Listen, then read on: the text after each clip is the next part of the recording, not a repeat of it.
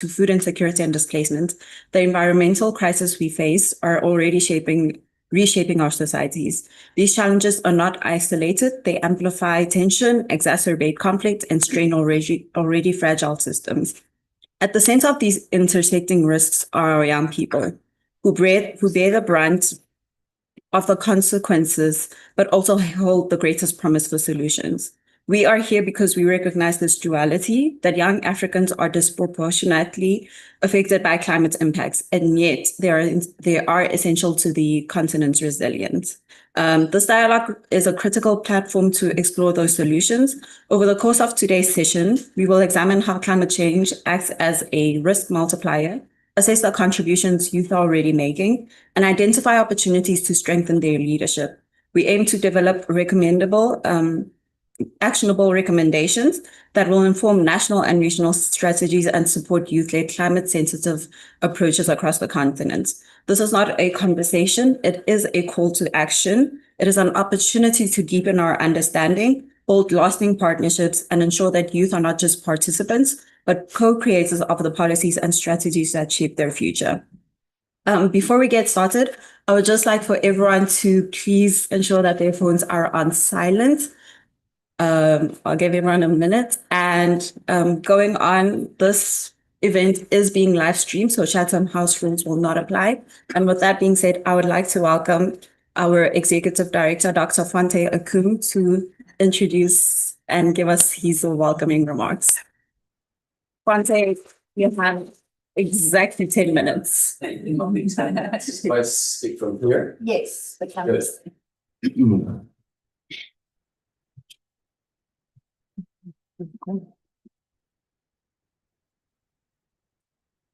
I'd like to recognize Ms. Chido Cleopatra Mpemba, who's the Special Advisor on Youth, Women and Partnerships to the African Union Commission's Chairperson.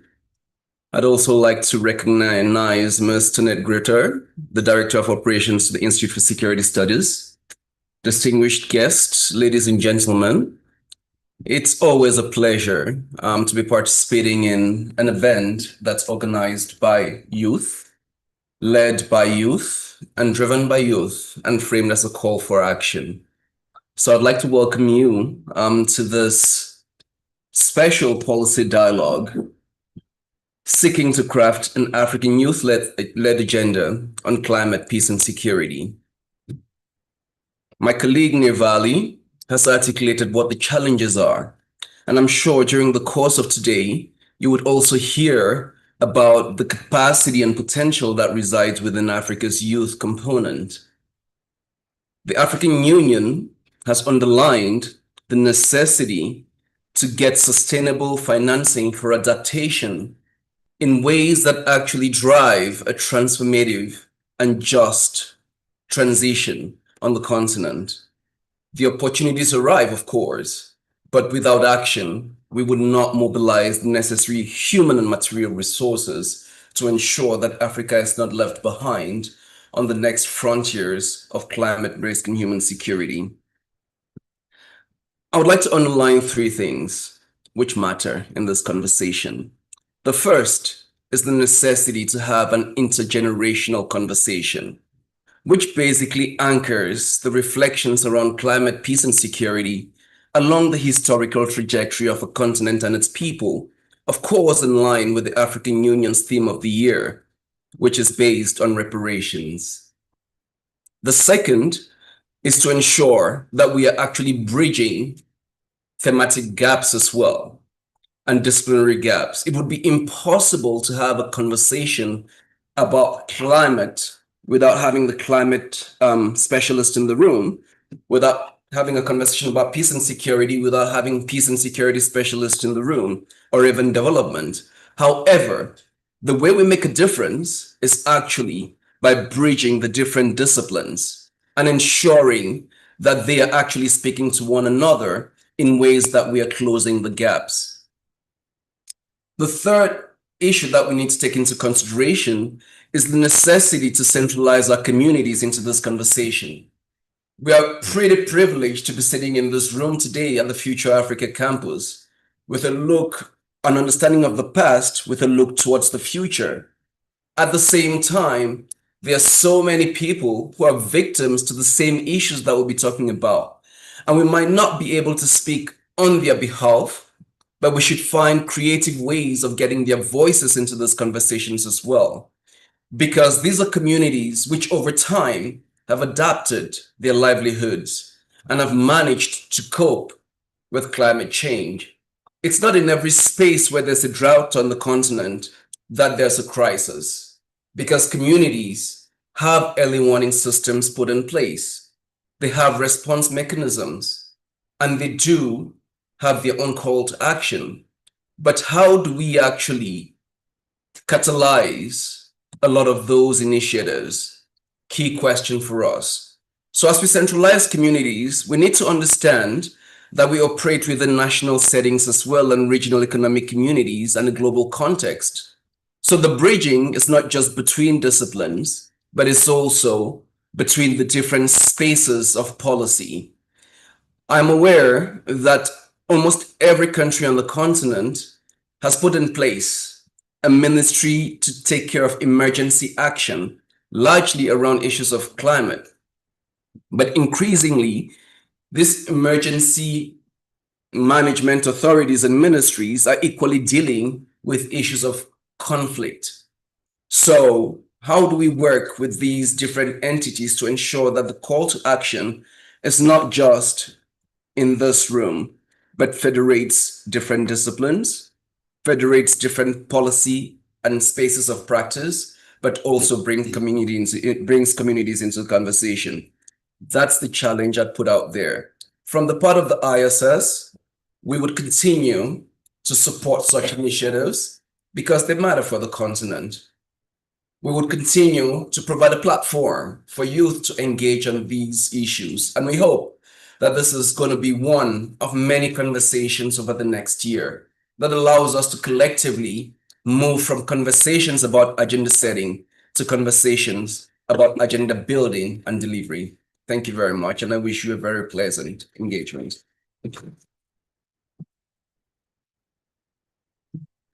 Thank you so much, Fonteh, for those remarks that require us to put a lot of thought into today's discussion as well.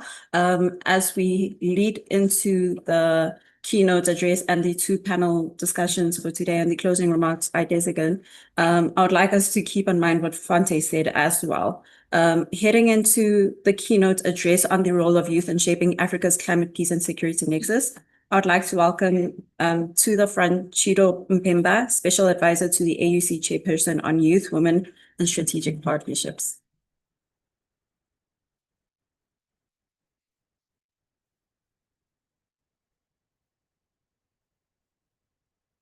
Good morning, everyone. Good morning. Oh, why is it looking quite, it's a Tuesday, right? It's like, and you had a holiday yesterday. Let me try that again. Good morning, everyone. Good morning. Okay, well, first of all, I'd like to extend my appreciation to ISS for inviting me as a keynote speaker for this event. I've just transitioned out of my role as the African Union Special Envoy on Youth, and I do hope that we will continue to work closely together, especially in driving the agenda on peace and security across the continent and in the context of youth and women.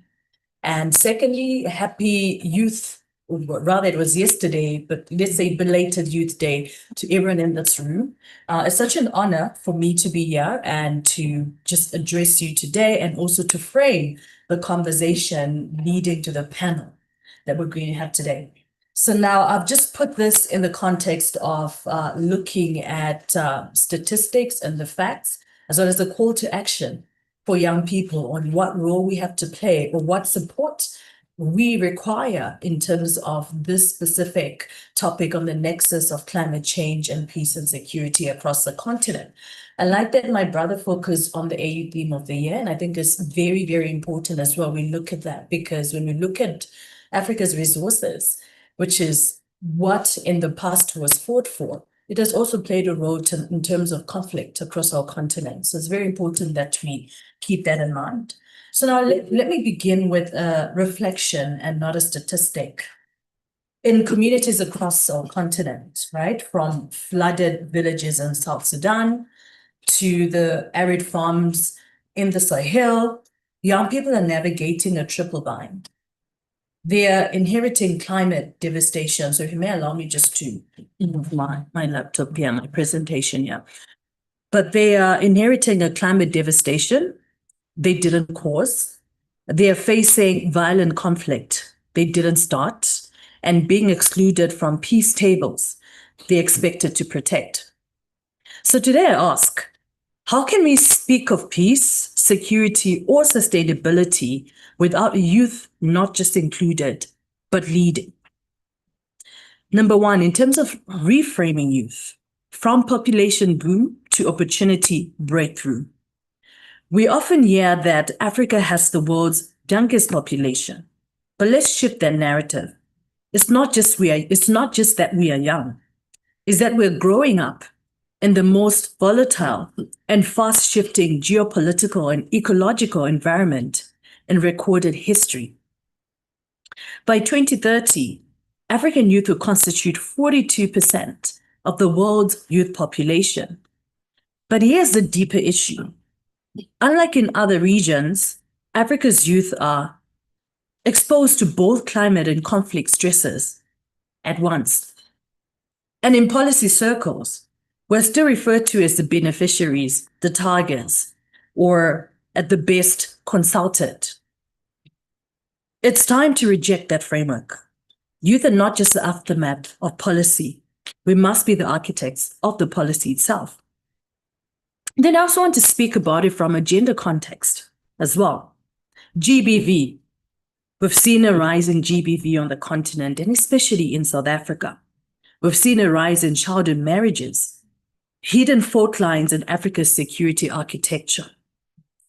Let's now speak of the form of violence that rarely makes the agenda at peace summits, but affects millions of girls daily, child marriages and gender-based violence daily across the continent. In Niger, 76% of girls are married before 18. In Central Republic, it's 68%. And these rates spike in areas experiencing conflict or climate shocks. Why? Because when livelihoods collapse, daughters become bargaining chips, married off in exchange of cattle, of land, or simply one less mouth to feed. GBV, including rape, trafficking, and cohesion, is not a cultural accident. It is a strategic weapon used by armed groups to destabilize communities, enforce control, and destroy social cohesion.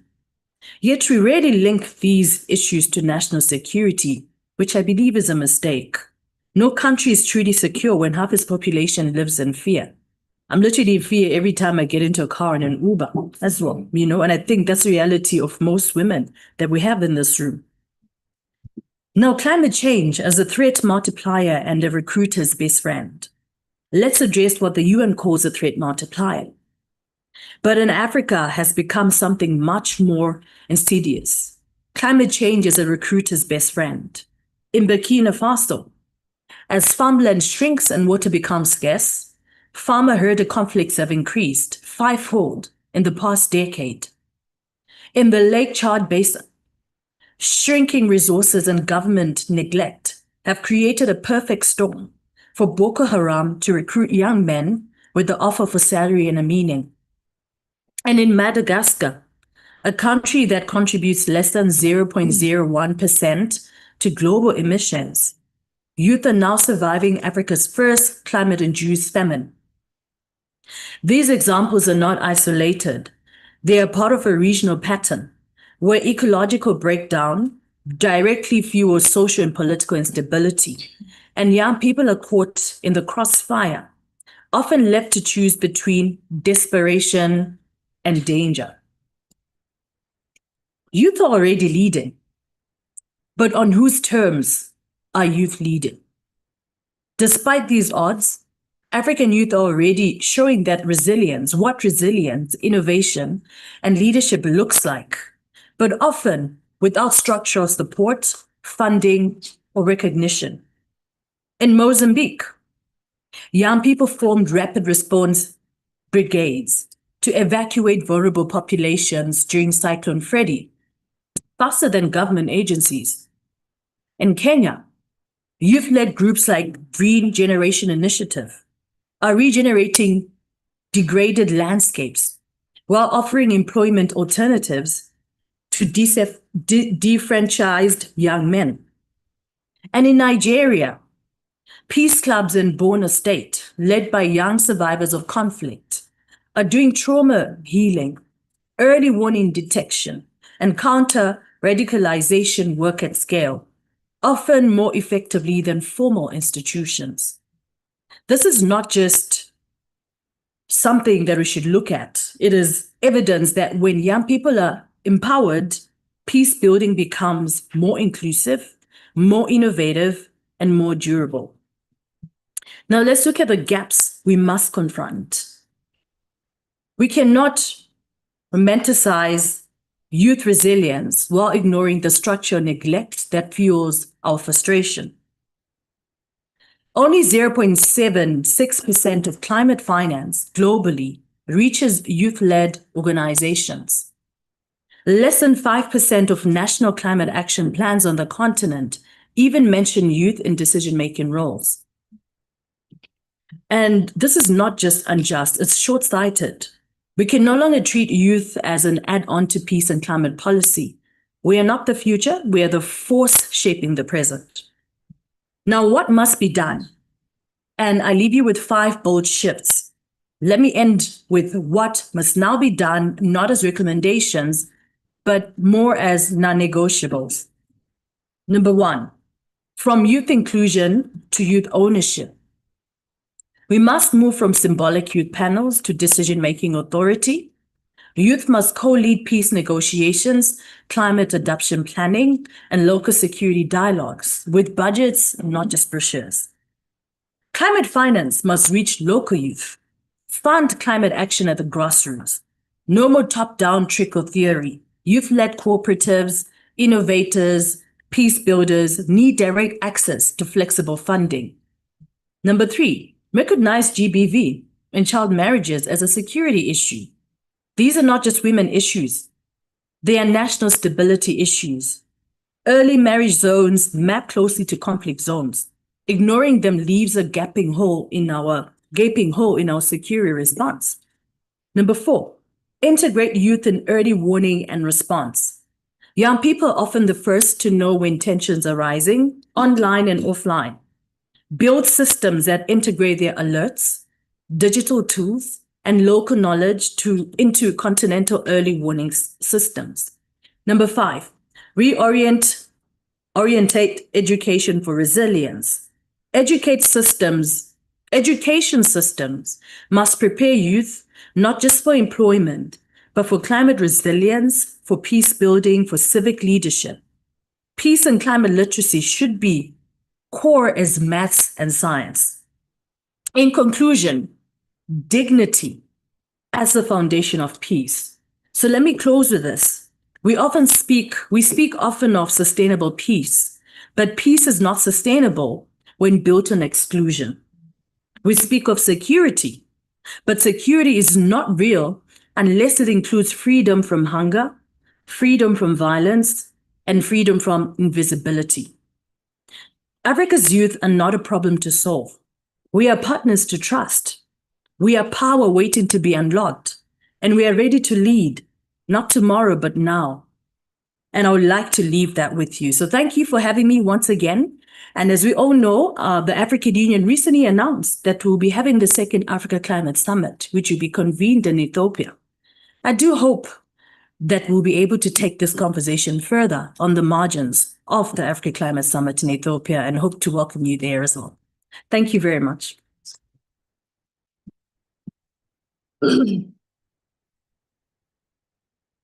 Thank you so much, Chido, for those sobering remarks as well. I especially like the point on that the youth is ready to lead, and we are ready to lead now. I think a lot of us in this room are actually youth members, champions in climate, champions in peace and security. So going forward, even in the work that you guys do, be it in academia, as part of any engagement you attend. Remember the words of Chido that we are ready to leave, and we are ready to leave now. Going on onto our first panel discussion on youth perspectives on the climate security risk context in Africa and solutions to climate peace and security. I'd first like to introduce, or rather ask our panel members to step up to the front and take their seats there. But first, David, who is our moderator, you can come up first. David is a researcher at the ISS, but his bio is up there, which is just too long to read. Our first panel member will be joining the panel is Ikeminia Basi, excuse my pronunciation, Eitak Okon, a senior lecturer at the Wits School of Governance. The second person is Mpho Mokapele, the CEO at EWCTA. We also have Mpule Keti, who is joining us online. And lastly, we have Adibao Ramaite, a research officer at the Institute for Security Studies. David, over to you. Okay.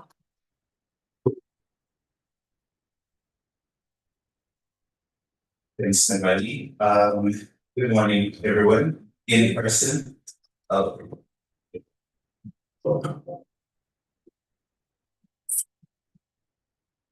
This is better. Okay. Morning, everyone. Those in person and those joining us online. Firstly, thank you for joining us. But as we sit here to reflect on the role of the youth in shaping Africa's climate future, I'm reminded here at the Africa Future Campus, which is very prophetic, but I'm reminded of the words of Frantz Fanon, who said each generation must, out of absolute obscurity, determine for itself its mission, to fulfill it, or to betray it. And so those words for me ring true in Fanon's time as they do today.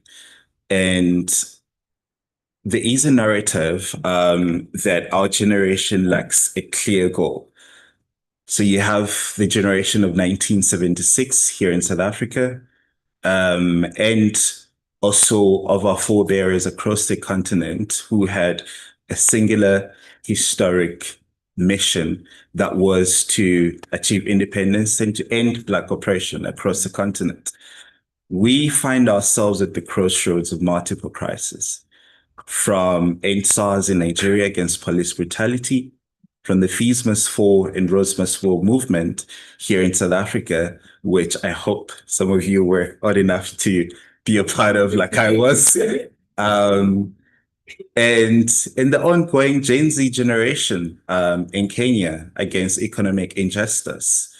Our causes, our struggles are deeply interconnected, yet different.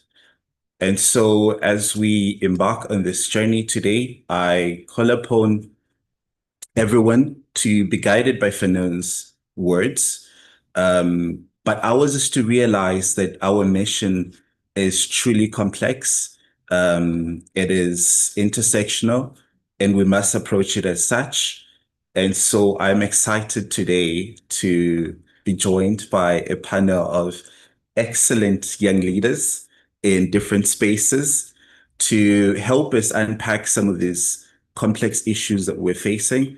And I'm hoping for a great discussion, not just from their speaking points, but this should be a conversation that involves all of us here in the room and online. So please feel free. Ground rules, I don't have many. Just speak honestly, speak candidly.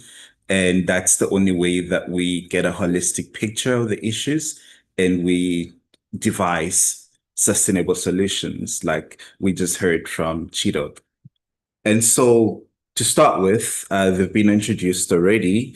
I've got three people in front of me and Mpule, who's joining us online. Mpule, please confirm you're with us. Mpule?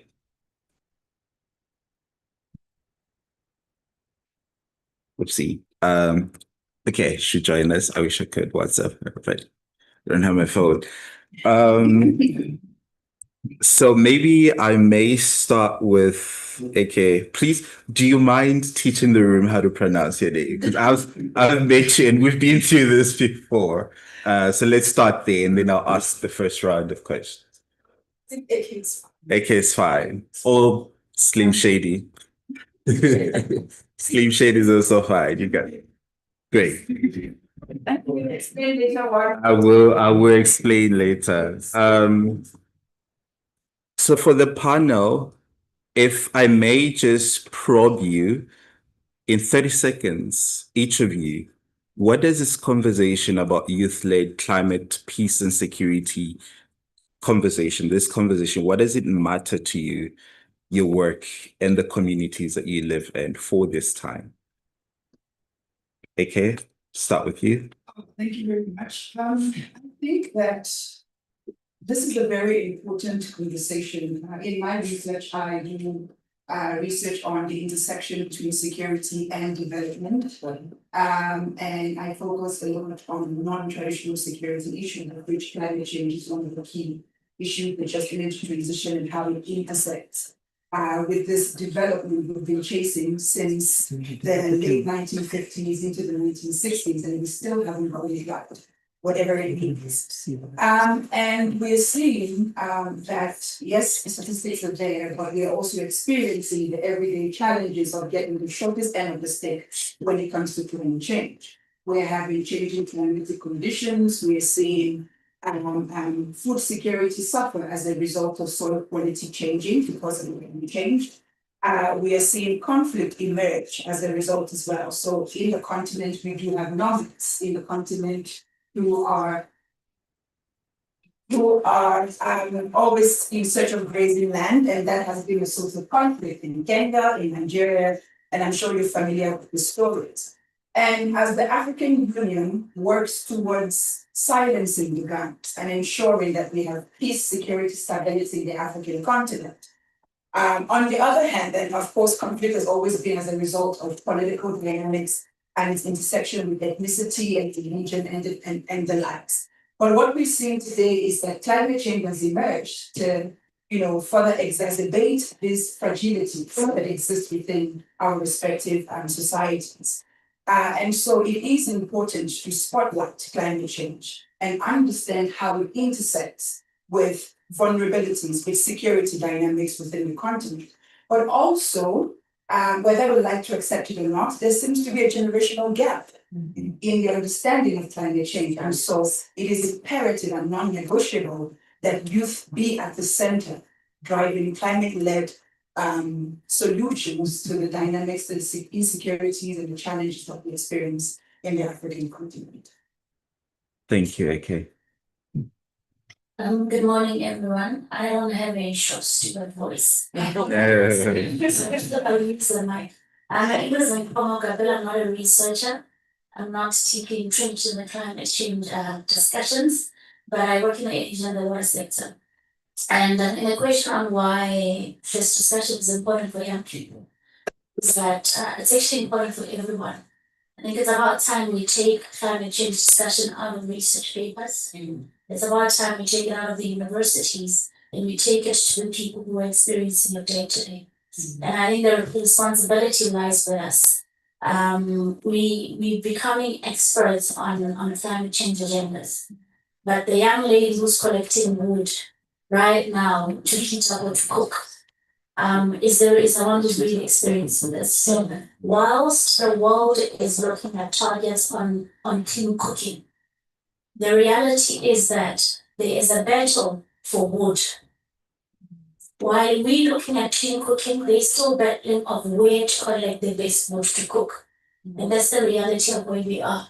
And we have to, while we are also talking clean cooking, I'm highlighting on clean cooking because it's the reality of what's on the ground.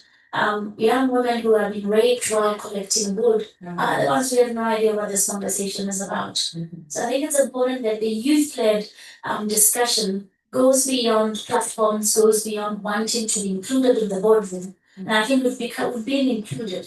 And the question is that what are we doing with that inclusion? Some of us are having platforms to speak. Many of us are seeing ourselves on international platforms to speak, but the question is beyond the conversation, what is it? South Africa celebrates Youth Day yesterday, celebrated Youth Day yesterday. And I reflected and I really, what are we celebrating? We actually said it's 49 years, right? It's 49 years. Those young people who were bold enough to face injustice were about 15 or 16.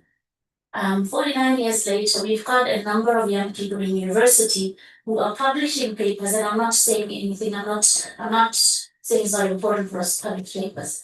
But the real challenges that we are facing today, are we bold enough as young people to face them head on? Just like they did. They refused the language that was going to be used, and they faced it, not through conversations, not on platforms, but they really took it up on themselves. And I think it's about time we become bold enough, and we become bold enough to even enter uncomfortable spaces because we know the purpose and the impact of such. Thank you for that, Ms. Shmaite. David, thank you very much for this question. Firstly, it's very difficult to answer in 30 seconds because honestly, this nexus That's my job. Precious. to say with every aspect of human security. And what I love most in what Chido said, she really highlighted the nexus and violence, which I think this is the part that's often neglected. Another key aspect that I think is often very neglected is inequality. Who has resources and who doesn't have? But the one key aspect that I really want to zoom in on is technology. So I think we can all agree that technology is very powerful, but at the same time, it is a double-edged sword. And in this current time, it can help us predict floods and monitor climate change. But there are a few key questions that we are forgetting. How much water? Whose land? And how are people affected by these technologies, right? And this leads us to think about critical minerals, most importantly, and it also leads us to think about how can we build tech ecosystems that still protect people and planet. Thank you, Adi, for that. Mpole, I think Mpole is with us now. Mpole, please confirm you're with us.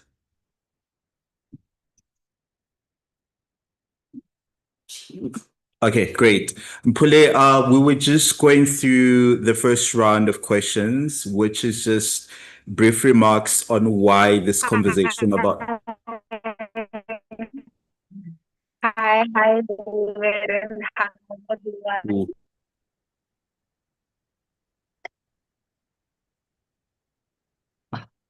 Mpule, could you try, without video maybe? Okay, yeah. Yeah, I'll that's try better. that. That's Okay. better. Thank you. Thank We were just going through some reflections on why this conversation about youth-led climate peace and security mattered to you, the work that you do in your community. So if you can do that for us in 30 seconds. Well, thank you very much, David. Thank you so much, ISS, for having me. I will stand, although I'm sitting, on existing protocol. I'm not sure who else is in the room, but I'd like to say hi to everyone. So sorry for my connection. I'm on my phone, but I'll try my best to make sure that I'm here throughout. Village Life has me by the neck. My name is Mpule Khete. I'm the Youth Ambassador for Peace representing Southern Africa, and my role largely is around routinely engaging with young people on issues of peace and security. And in fact, it is made easier, by that, making sure that I consult with young people to know exactly what the issues are on the ground. As I've stated, I represent Southern Africa, so there are 10 Southern African countries that I focus on, and because I don't live in all of them, in order for me to know what's happening in each one of them, I need to be talking to the young people so that I can also have an understanding of how to better represent them and how to relay the issues that they're facing to the different institutions that I act as a bridge on between the institutions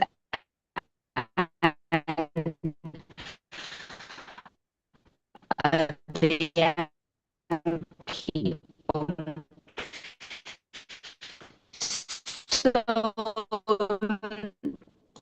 Oh, climate Mpule. change, although it is Mpule?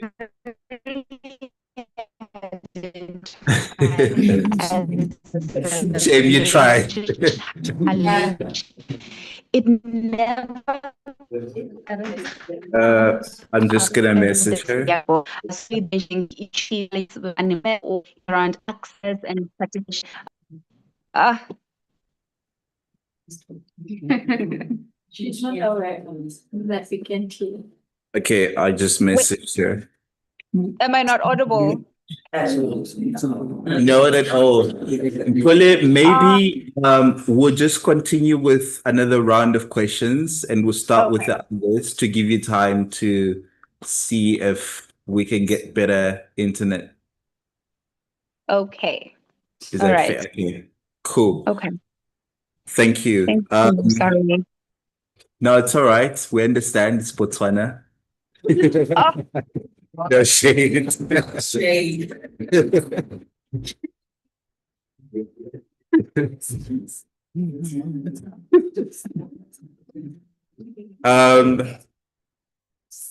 I was at the UN Ocean Conference last week in France, and somebody said something that struck me. They said this is the most climate aware generation, and it's words that are so simple, but what I hear from your reflections so far is that everything is interconnected. So our struggle for justice, our struggle for development, our struggle for technological advancements, and so on and so forth, and climate action are all interconnected.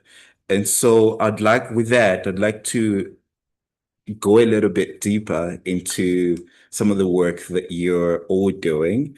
And so, Eke, if I may start with you, from your research and the work that you're doing with young people, what are some of the most promising examples of how African youth are shaping climate sensitive peacebuilding policies and practices? Loaded, I know, but trust you. But we do have a very climate aware youth in the African continent. And whenever I speak in spaces like this, I love spotlighting youth that usually don't get the spotlight. So the ones who are in the villages where flood have taken place and through a faith-based institution or whatever mechanism it is that they work with, or collectively as youth in that village or in that community,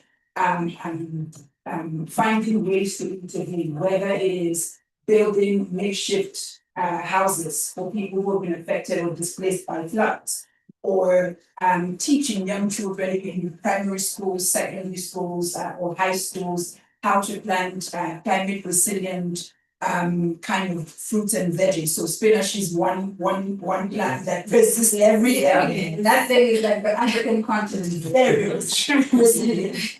Having this kind of programs within schools. I actually even met a lady who designs and makes uses sustainable material to produce pads for young girls. And so these are the kinds of youth we have in today's time with very little to no resource, investing what they have, collecting resources from their friends. Some people want to go GoFundMe, but through friends, through your network, collecting some certain amounts of money to try to push for this. And it's beautiful to watch because these are people who don't have websites. They don't have a WhatsApp group that has a chain. They don't have a formal Facebook where you can donate. And these are people, so they are the ones I prefer spotlighting when we have conversations like this. And even when we had the NSARS in Nigeria, followed by the Fulani headsmen conflict and the ongoing conflict in Jos, we actually had young people respond to it, irrespective of ethnicity, irrespective of religion, pulling resources together to intervene in such spaces. And again, I think it is in such platform, I would like to give them the flowers, even if they're not here with us in the room, to say, we see what you're doing, and we applaud you for taking the steps with very little to no resources. Thank you, Eke. Both of them turn to you. How's your work? How are you working to empower young people in the energy and water sectors, especially in the context of climate change? So EWC's role is to actually the seat at the Sector Education Training and Authority. and in the energy and the water sector. And I'm going to focus on the education part because I know a lot of the time we think of these teachers as training, bursaries, mentorship, the skills. But one of the key things is education. One of our responsibility is to educate young people on the careers within the energy and the water sector. And the reality is that you cannot educate on careers if you haven't taught people that can value chain the energy and the water sector. So we go to schools, and I'm starting there because it's where often we talk about wind power, and young people are wondering what that is in communities. And yet when we get into wind farms, we find the youth who are the ones that are oiling sadly, only oiling and not designing the wind, the turbines.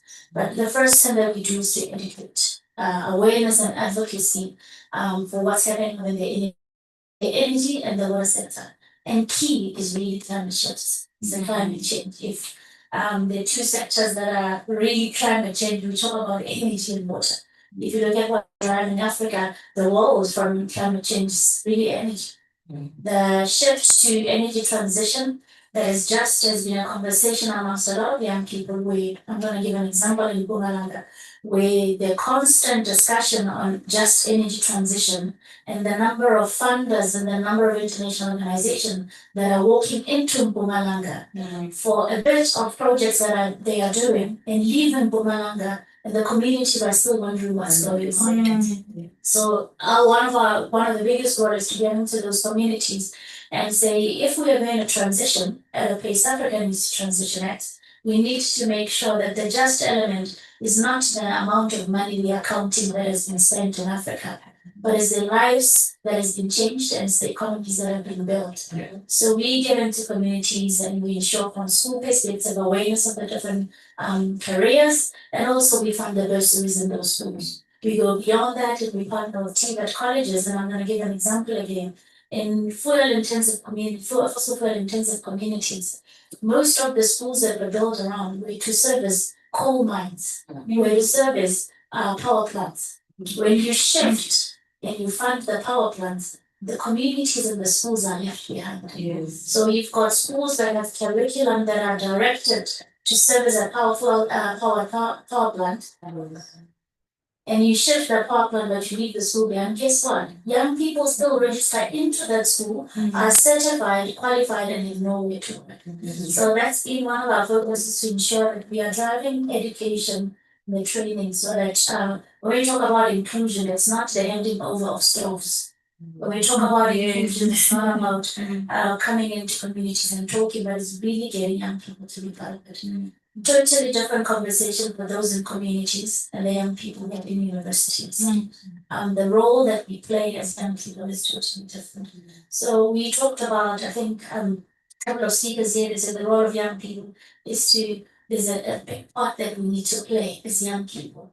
We can't play that part when we are not educated. We can have, and I celebrate that so many doors have been opened for young people. But the sad thing is that sometimes when we get into the room, we're not capacitated enough to hold that conversation. So ours is also to ensure that we are mentoring the young people. I just came back from a hydrogen summit in Cape Town, and we partnered with IPHE, International Partnerships for Hydrogen Energy, and this is the fuel cell space, to establish a platform for international mentorship. Because we realize there are so many qualified young people, but they're not skilled. They've got papers, they've got masters, they've got PhDs, but they have no idea what's happening on the ground. So we've established that platform to link those who are in the hydrogen space and those who are qualified, so that they are able to participate. That's just one of the examples of how we're driving education and capacity growth, so that there's a meaningful inclusion, that we don't become the Joe when we're invited to the table. That is like, yeah, we've created them. All they keep talking about is then open the doors for us. But the doors are open, what do you do? The doors are open, so what? So that's just some of the roles that we play. I love it. Thank you for welcoming us and for reminding us that context truly does matter. I don't want to leave Pule behind, so I want to turn to Pule with us. God, I should hope so. Am I audible? We're winning. Okay, great. Mbule, as a regional peace ambassador, how have you seen climate change intersect with peace building and security challenges in Southern Africa? And also, what role do you play in addressing these intersections? Thank you so much, David. I would also, with your indulgence, like to go back a little bit to your first question, to talk about why this conversation is important to me as well. I'll try to take 30 seconds. So as I was saying earlier, like you said, I'm a youth ambassador, and my role is a regional representation role. I represent young people on issues of youth, peace, and security, mostly at the African Union, but also within other regional mechanisms, regional economic communities such as SADC and other institutions such as the UN. So, so my work relies on me engaging on a routine basis with young people, making sure that I get perspectives from them on what is important for them to discuss and what is important for them to be laid out before these institutions. And I've realized that climate change, although it's a major challenge, it's never a top priority for some of the young people that I engage with. They focus on economic challenges, they focus on issues around access and participation, but climate change is not at the top of the list. So the conversation is important because I've also fallen into that trap of treating climate change as a cross-cutting issue, not as a main agenda item. So conversations such as this, they give me my terms of reference so that I know how to better serve my community, and so that I can also know how to steer the conversation towards climate action when it comes up or when it doesn't come up. Now, in terms of what, and I guess that it touches a little bit of my role as well in terms of what I've been doing to address some of these intersections.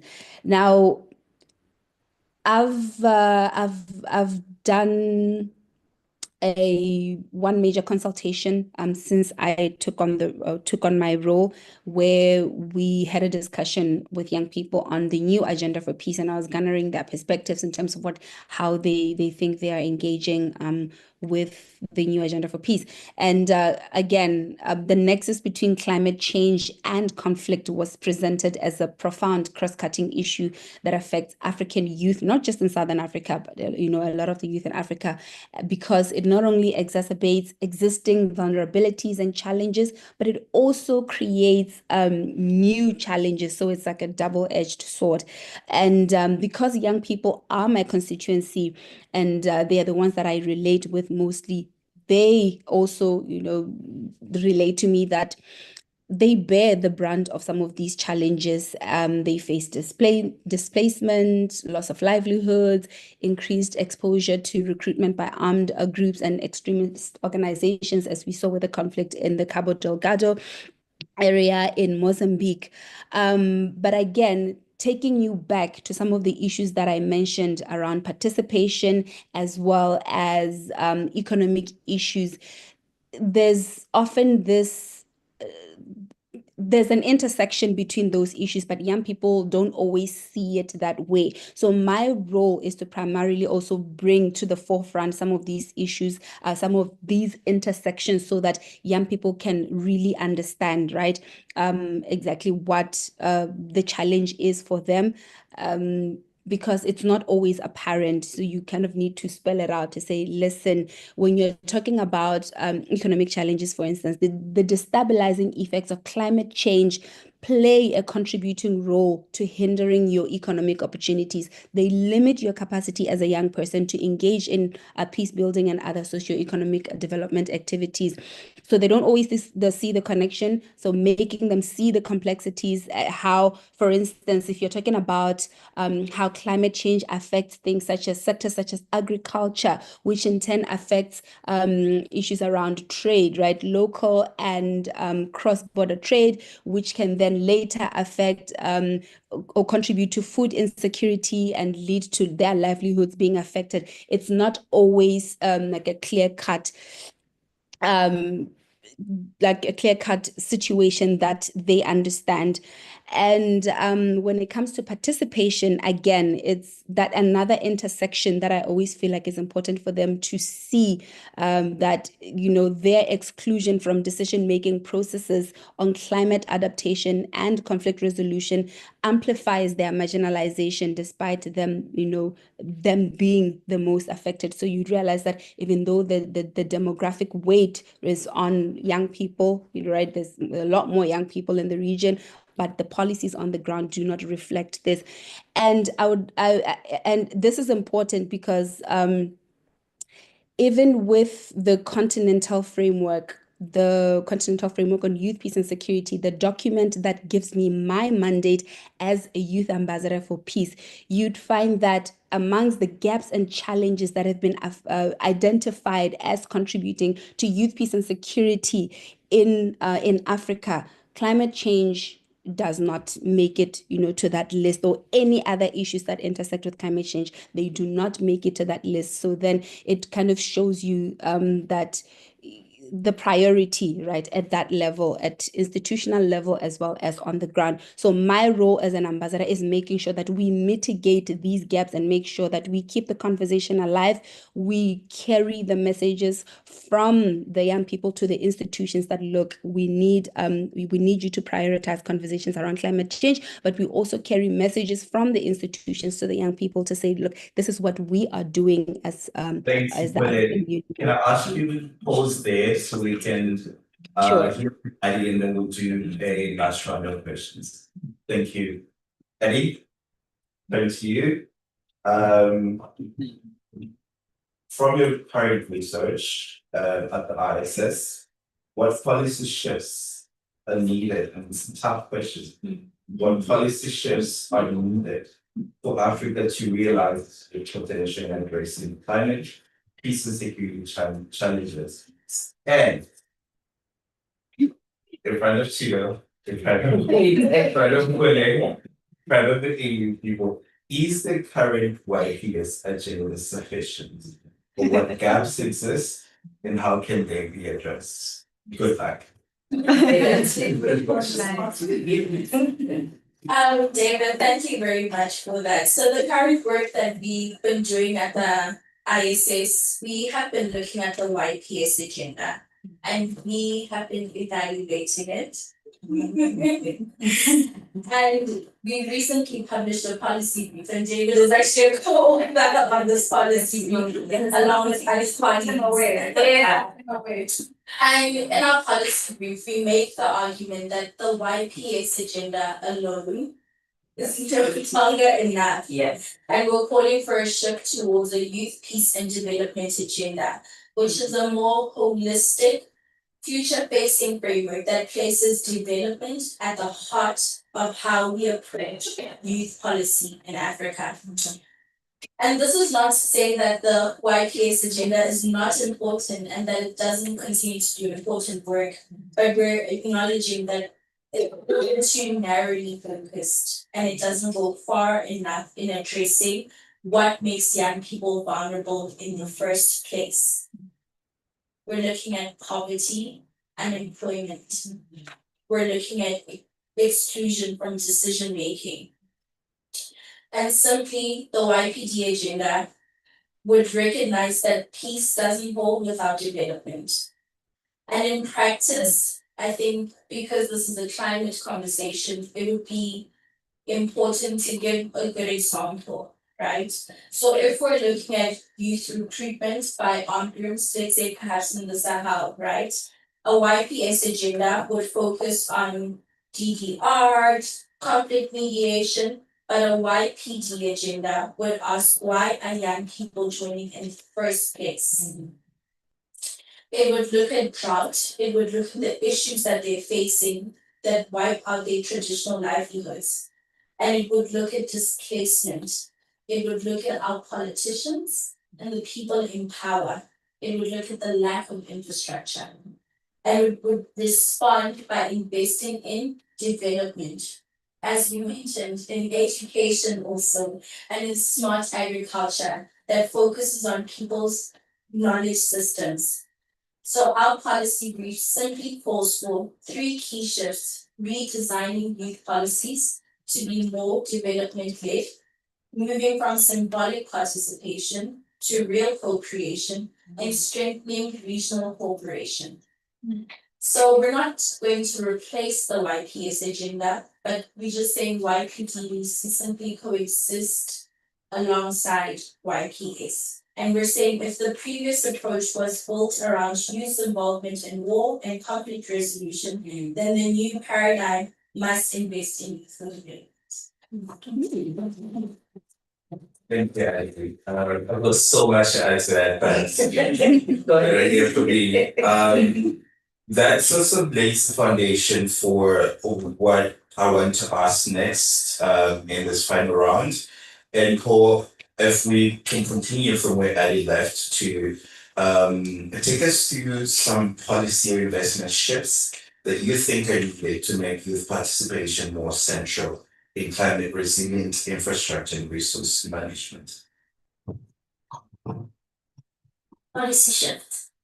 I think maybe just before we consider the policy shift is the current policies that are existing and the current investments that exist is how are we taking advantage of what's currently existing.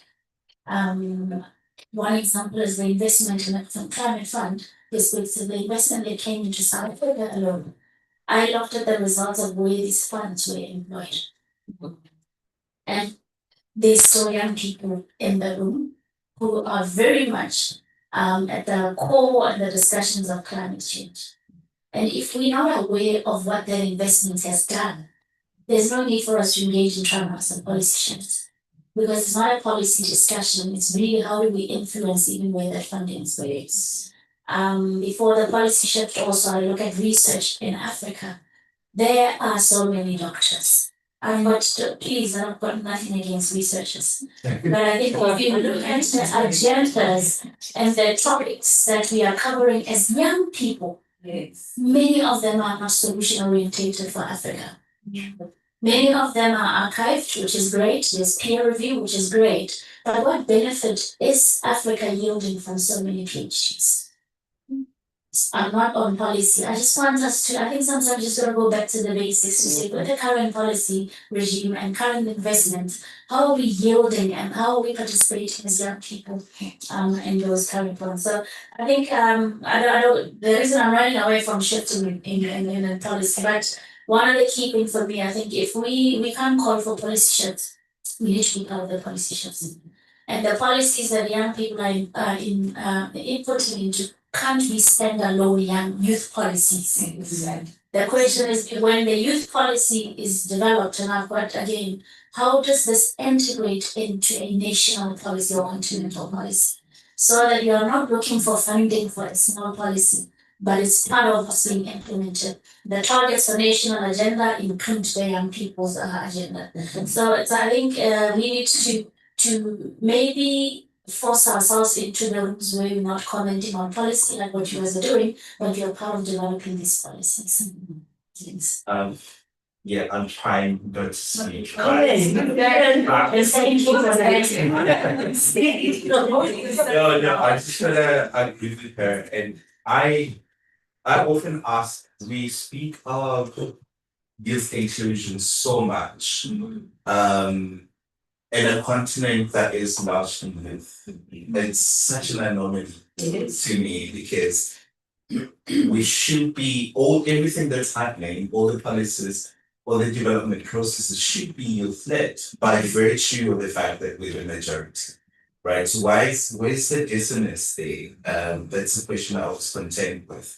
And like I'm beginning to get Jesus every time I hear youth inclusion because guys, what are we doing? But anyway, okay. What barriers or gaps do you see in current academic and policy frameworks, going back there, for integrating youth voices into climate peace and security agendas? And how can they be addressed? And this is important because the frameworks, going back to what Paul was saying, that where are we with the current frameworks, right? We're discovering that actually they're not, maybe, depending on how you argue it, but I would say they're not fit for purpose or context yeah, so just maybe a bit of connection. Okay, thank you for that. So first I'll start with her point on why we have so many PhDs in the continent. And I want to start with her.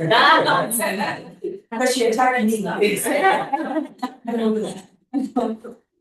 Great point, great observation, and I think that that is part of the need to the bigger fight on decolonizing how we do education in the African continent, because for so long there's been a disconnect between academia and policy making.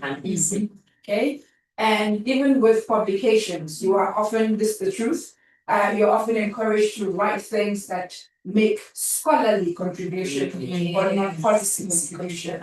And so we're increasingly seeing with matters like this, like climate change, it's difficult to segregate scholarly contribution from policy contribution. They have to be interlinked.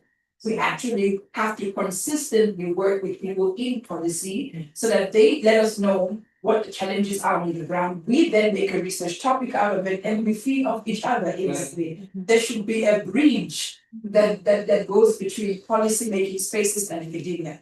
We're getting there, but the fight is on. Yeah, I don't know to say that. Okay. In terms of the like you said, David, in the African continent, I think South Africa seems to be the anomaly. When you look, they have a brief overview of sub-Saharan Africa. We have a very big youth bulge. We have active youth who want to do more, but we also have senior youth. Like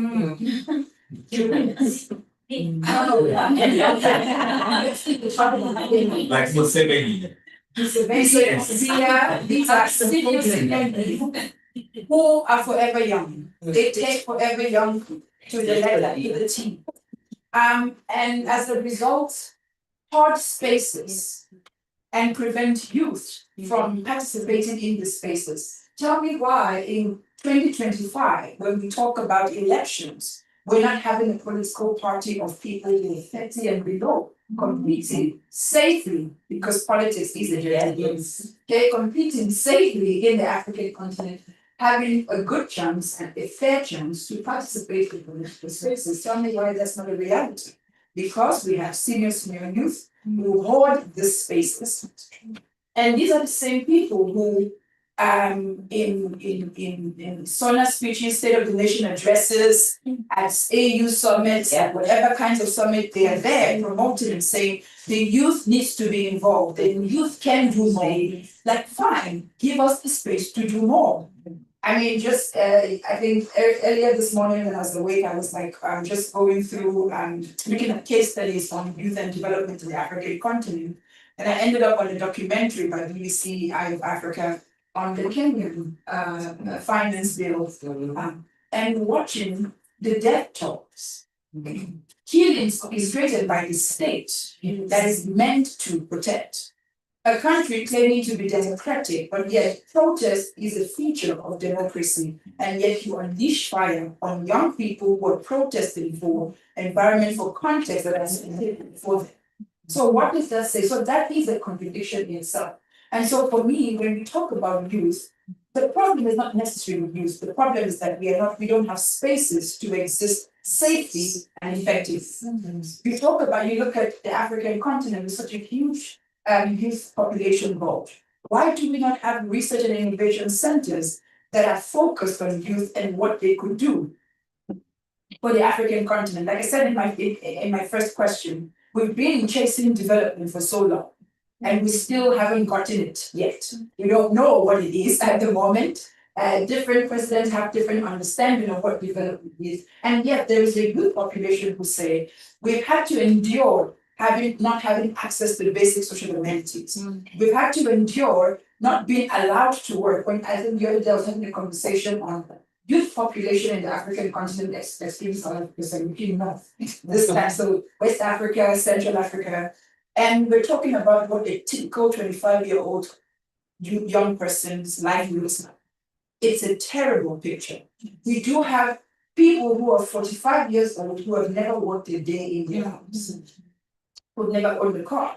who have to stay at home with your families, with your friends, or your family compound, your family house. That is a systemic issue. That's the result of systemic and structural violence. And so when we talk about youth and being able to participate, the problem is not youth, the problem is the context within which we exist. And so we need to take this conversation to those spaces to say, you promote youth, you have national development agenda, continental frameworks for youth participation, and yet implementation is lacking. Why is implementation lacking?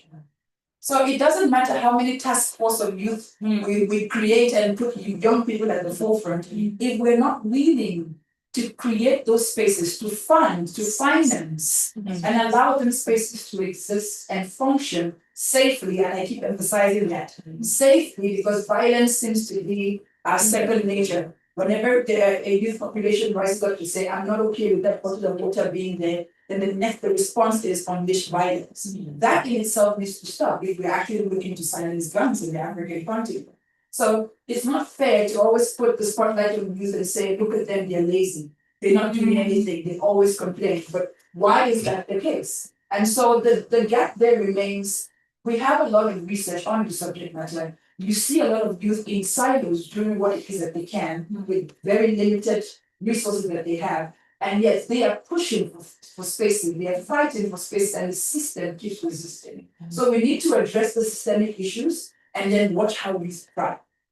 Thanks, AK. And that's why she's slim shading. Yeah. Space. It's fast. And like you just reminded me, 2 seconds. Does anyone know the median age of the continent? 19. 19. And what's the average age of our presidents? 63, 64, thereabouts. And says it all, right? I won't say any more on that. So, last question. What recommendations would you offer to national and regional policymakers for strengthening youth-led climate-sensitive peacebuilding initiatives? In a minute, please. In a minute. In a David, minute. I'm protesting. Okay, I just wanted to also quickly go back to the conversation around, youth agency and stuff. I always say that our leaders are always telling us that we must have African solutions to African problems. So where do we as young people start that conversation when our leaders are our biggest African problem, right? Quickly, I think making climate action a priority is important for me. When we are saying that, the Africa we want by 2063 is climate change a part of that Africa we want, climate action, making sure that we program towards that. We've been discussing climate change for a period of over 20 years, but right now the conversations always start as if this is a novel idea. We talk about the nexus between climate change and peace and security as if it's a new thing, but it's not. We need to make sure that even at policy level, at national level, our governments understand what the issues are, because we always see that level of not understanding, especially within our parliaments. We elect leaders into government that don't really understand our issues at comprehensively. So I think we need to make sure that we make climate action a priority. Policies need to make it a priority. And lastly, I wanted to say that even when it comes to partnerships, whether it's regional partnerships, local partnerships, intergovernmental partnerships, we need to make sure that these partnerships prioritize shared power and measurable execution, not just elegant strategies, because we have a lot of them. I know right now we have the Common Africa position on climate change and peace and security, I think by the African Union, elegant piece of paper, elegant resolutions, but what are we doing to now execute, especially for the benefit of young people? And for the young people, lastly, David, I would also like to say to them that we really need to move, like the speaker before me, we need to move from that begging, mentality to agency. Let's do whatever it is that we can. And we also move from just consumption or asking for initiatives to be done for us to actually contributing, like most of the speakers on the panel are doing a lot in their corner to act on climate action. Thank you. Thank you for the love that. I'm not gonna ask you a last question. I'm gonna give you 10 seconds to give us button final. Okay, I guess my parting words for today would be, if you remember anything from this conversation, it would be youth, peace and development. Because peace is fragile without development, and just like climate work, where you're planting trees isn't enough if you don't change the soil. So YPD is about changing the conditions and not just treating the symptoms. Thank you, Adi. And see, my last thoughts would be that going back to Fernand's words, it's a key for today for me. We need to decide what kind of world we're going to leave behind, because that is a question that is going to be asked of us in the future. And the movements that we've created and shaped and led behind different causes across the continent show us that we're not bystanders. We're actively shaping the future of this continent. And so we must continue on that path and realize the urgency that we are operating in this time. So thank you so much to the panelists and a very engaged audience. I think we'll move into a quick Q&A. Just while the thoughts on whatever has been said are fresh before we move smoothly into the second panel. Ready? Okay, great. Thank you so much to our panelists. I think there's a lot of what has been said that we need to ponder on. And while we still have those thoughts to ponder on, I think we'll dive into a very short Q&A and discussion session. So I'll hand over to a few hands that I see in the room. We'll start with the lady over there, then we'll go to you, and then we'll go to the gentleman at the back. Before you ask your question, can I ask that you just briefly state your name and where you're from, and then you can ask the question either to the entire panel or to whichever panelist. Thank you. Thank you so much. My name is Masalo Tushai. I'm an activist. That's what I'm activist. I think, sure, I want to resonate with you with what Mpho's already indicated. It's all good and well to have passive participation when it comes to policy formation in this country. And what we see currently is a youth that is despondent because we are being spoken about and not spoken to. Two things that come to mind already. There's a national dialogue that is taking place currently that has been spoken about. August, there will be a discussion around what will be discussed. And South Africa is known for being dialoguers. That's us. But we still don't know what the CODESA resolutions were, but we'll go there. The youth that have been educated there, and as you've articulated very profoundly to say, we are not getting to the crux of the youth participation as it should. The national dialogue that is taking place, the median age, case in point that you just indicated, David. It's all people that were there at the initial negotiations that took place.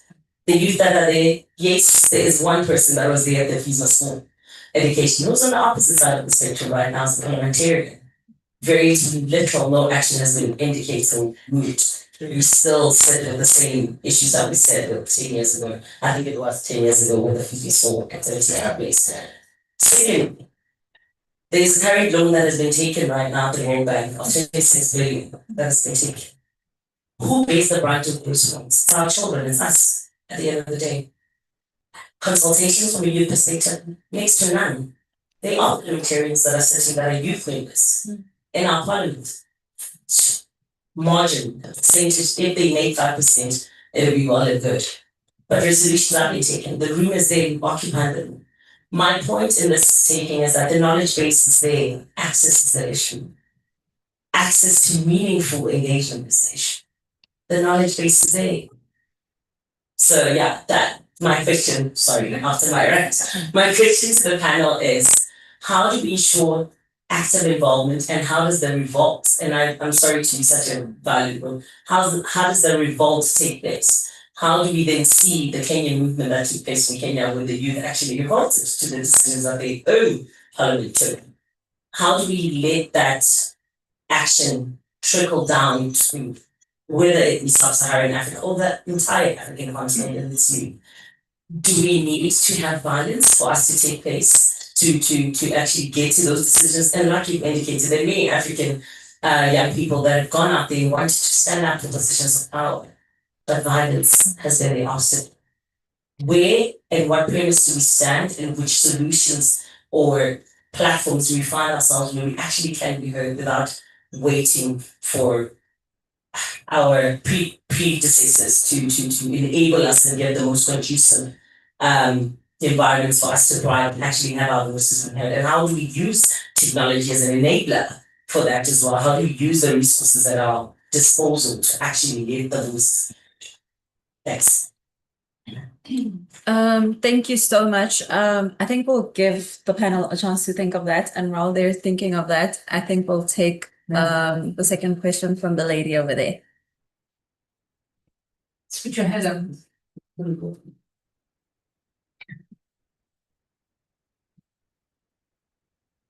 Greetings, everyone. Thank you so much for such a wonderful discussion, to our panelists, as well as to our special guests from the AU. Thank you, many thanks. My name is Fonteh. I'm an intersectional activist, researcher, and also podcast host of the Politics and Learning. Check it out, it's really cool. Alrighty, so the question that I had was directed to the panelists whom I share a name, Fonteh. Thank you so much for your insights. I really love your perspectives in terms of education, because I feel like within the African context, education is really important to a lot of the issues that we're experiencing, right? And I really want to take us to the people that are also not here in the room, right? And with that, I just want to take us through a quick story. There's a time when I was working as a program associate, and we were hosting a youth event, Climate Careers, and trying to get a sense of, rather empowering youth in terms of climate careers. And one of the young people that I was interacting with needed data assistance, because that's also what inclusion looks like, right? Yeah. And the students then told me that they couldn't access whatever document I was trying to open that I sent to them. So then I suggested naturally, okay, how about we open it in Word document? And they said, what is Microsoft Word? Right? So that is the kind of growth that we need to do, and the kind of like grassroots development we need to do, because for as long as we have certain schools that have certain forms of infrastructure, whether it's debating, whether it's a computer lab, and another school that doesn't, that is where we fall short in terms of development, and that is where we fall short of certain issues that form our peace and security nexus, because the people who are excluded today from having, equal access to technologies that empower them in terms of economic opportunities, but also in terms of education. The people who are left behind today are the 23 South Africans who will also then find themselves in Myanmar. Right, the case of those 23 South Africans who had to be rescued by DIRCO after falling in line of scam, right? So when we don't equip ourselves in terms of our education system, especially with how rapidly we're moving in terms of technology, we leave so much space for insecurity, for crime, for violence. Because I can tell you now, those 23 South Africans, that case would have not happened if we had, for example, a database that verifies which jobs are legitimate and not, especially when people are struggling with economical issues. Thank you so much. Thank you for those remarks. And the last question is to the gentleman right there at the back, and then we'll give the panelists a chance to respond. Thank you. Good morning. My name is Chumale from UP. I reckon the conversation is very engaging, and it's very important, but we're missing the aspect of it that pertains to culture, particularly African culture. We overlook so much of it, and luckily as South Africans, the majority of us here, we have other races to share notes with. For instance, in my own personal experience, most of my friends, my white friends, my age, they actually very much in charge now of the family business in management position at the farm there. They're already living on the farm. They're already doing the stuff that needs to be done there. Their inheritances, They the duck done. Us, we still play second fiddle because the oldest in the bloodline is still the man in charge that can't be deposed, even though their methods are outdated. You know, so when are we having that cultural revolution? On top of that, I don't come from the trust fund. We before 1994 we were essentially all slaves. Yeah. The moment I graduate, I'm expected to marry. I don't have the cash to marry. When I do marry, I'm expected to take out 100,000 rands for this lobola. And guy, when do I get that? I decide to have a child, there's damages. I just blessed you with a child and now there's damage for my head. Guy, come on. You know, so all these things are just so overwhelming that the expectations are there, but there's no practicality whatsoever, and there's no even challenging of it because you know what, the ancestors will turn their back on you if you dare even ask. So that cultural, that emancipation, I think is very, very, very much part and parcel as to what our projection for the general future should be.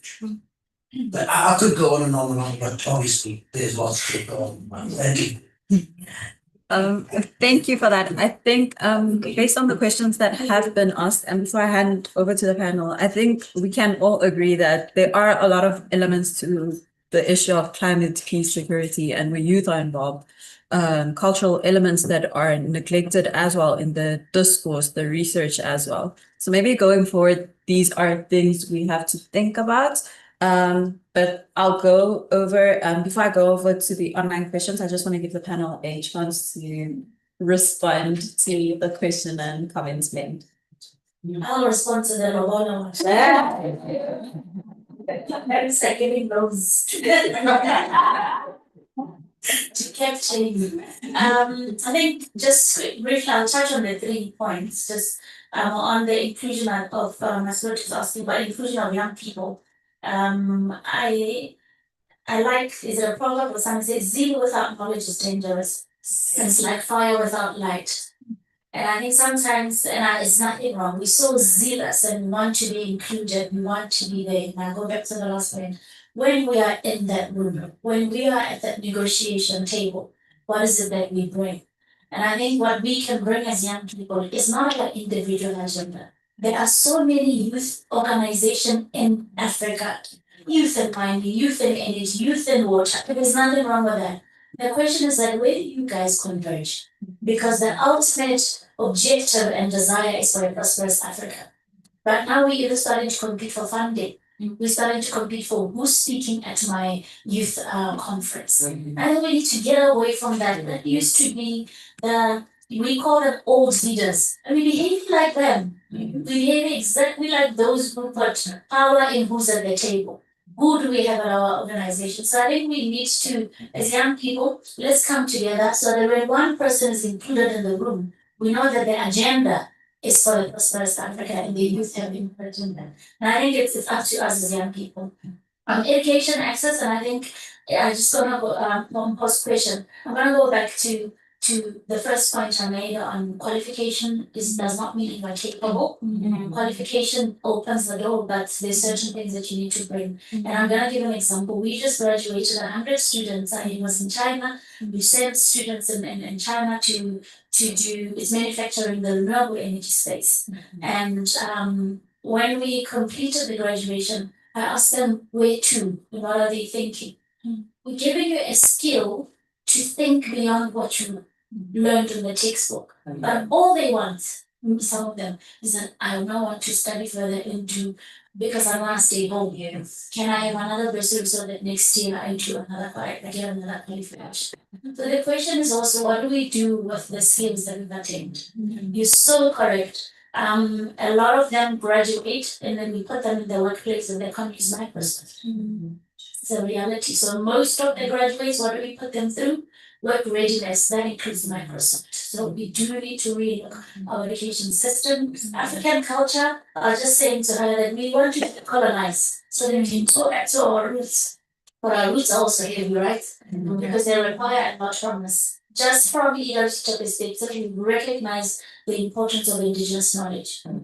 Right now, just in the water sector, we've got a lot of projects that are funded by different aids in communities using technology for water conservation, example, ignoring the indigenous knowledge in those communities. And we young people are part of this. So instead of saying, how do we bring technology and indigenous knowledge together? We run those prototypes, and what happens? 12 months later, the funding has run out. There's a container in the village, and no one runs with it.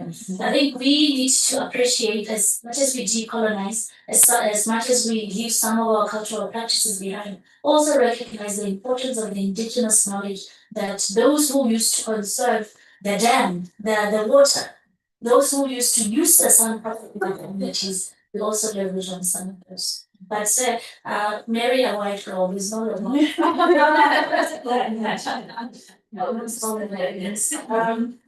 Thank you for the questions. And the question on inclusion, and I'm thinking on sub-Saharan Africa at the moment. Unfortunately, as the Bible says, I guess the Bible says the violence taken by force. And so that has to be our continued reality until the other end of the stick, the current management, genuinely let us in the room, give us spaces in the room and allow us to thrive in that room. Until then, we will continue to kick down doors, we will continue to kick down tables and build new tables in whatever spaces that we find ourselves.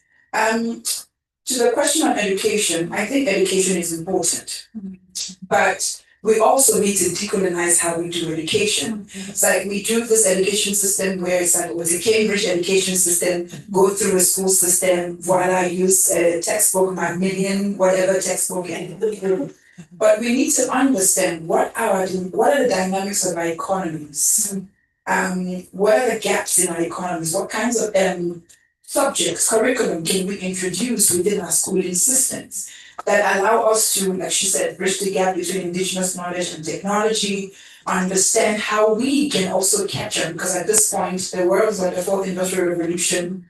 Some of us in the continent are still on the first one. And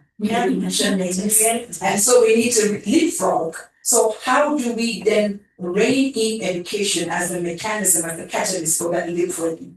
Is a conversation that we need to have. We need to figure this out. As opposed to traditionally going through school, doing the math and the biology, which is important. But there are other subject matters that should be important and peculiar for us in the region. As for Lobola issues, I can't help you. I can't help you there. But I do agree that we have been bringing this back to climate change. We actually have been doing climate adaptation and resilience for a very long time. It's just that what we do don't get the knowledge and recognition that we deserve. I mean, bush fallowing is one way we've been managing land and soil quality in terms of growing crops all around the year that we're able to access from the perspective. We've been planting crops that have been resilient. We've been storing water without fridges and excessive use of electricity. We've been building houses using mud and cow dung and whatever else that keeps us safe from the heat. So we've been doing climate adaptation, but we do need to get the recognition that we deserve. The new ways of doing things is not the only way of doing things. And so hence the importance, as you said, of marrying indigenous knowledge and technology. Thank you. Thank you so much, Ike and Paul. In lieu of time, maybe we should ponder over this question from Ivan. This is the last question we'll take, and then we'll head into the second panel discussion. Okay, no questions. Sorry for that, Ivan.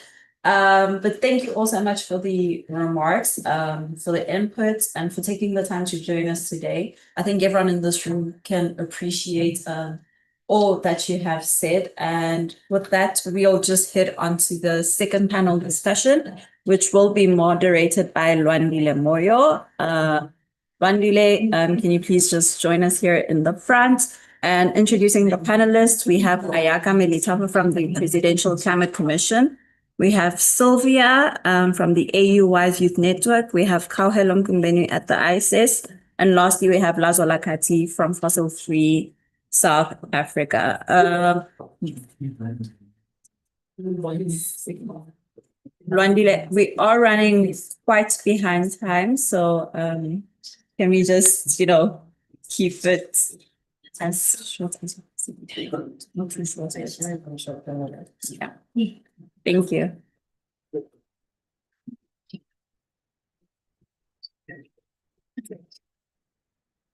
Thank you so much. In the interest of time, I will just ask my panelists before I introduce you that we just keep it short. I know we. Oh, what? Oh, okay, perfect. So good morning, if it's still good morning, distinguished guests and colleagues. My name is Rondile Moyo, and I'm a peace and security practitioner specializing in youth engagement, women, peace and security, and conflict mediation across the African continent. It is my honor to moderate today's session. And I must say, I don't think I'll be doing justice if I didn't, briefly reflect on what the previous panel just discussed. I think we were just reminded, once this panel one just reminded us powerfully that Africa's youth dividend is still fenced off by structural barriers, not by any shortage of energy, ideas, or courage. I think this is something that we picked up quite potently, and we heard three threads throughout. First, that research and policy, there must be a two-way bridge between that. Scholarship on climate, peace, and security is only half finished until it is co-crafted with policymakers and sent straight back into implementation. Space and safety are preconditions as a continent whose median age is 19. I think we all know this, but then sometimes when we look at it, we tend to neglect that. So we cannot keep treating safe civic spaces as a luxury. So when protest is met with bullets, the promise of young participation rings hollow. Power needs a reset, definitely, and decolonizing our education systems and understanding where the gaps lie is quite important. So panel one's conclusion was clear, that we need to fix the system and watch young people thrive. Our task in panel two is to push that conclusion into the climate security arena and ask, how exactly do we reset the system? How do we turn early warning data, legal reform, and activism into safe, funded decision-making spaces for Africa's young climate leaders? So to ground the discussion, I would introduce my speakers, but I will just skip through that because I've heard that the bios are there.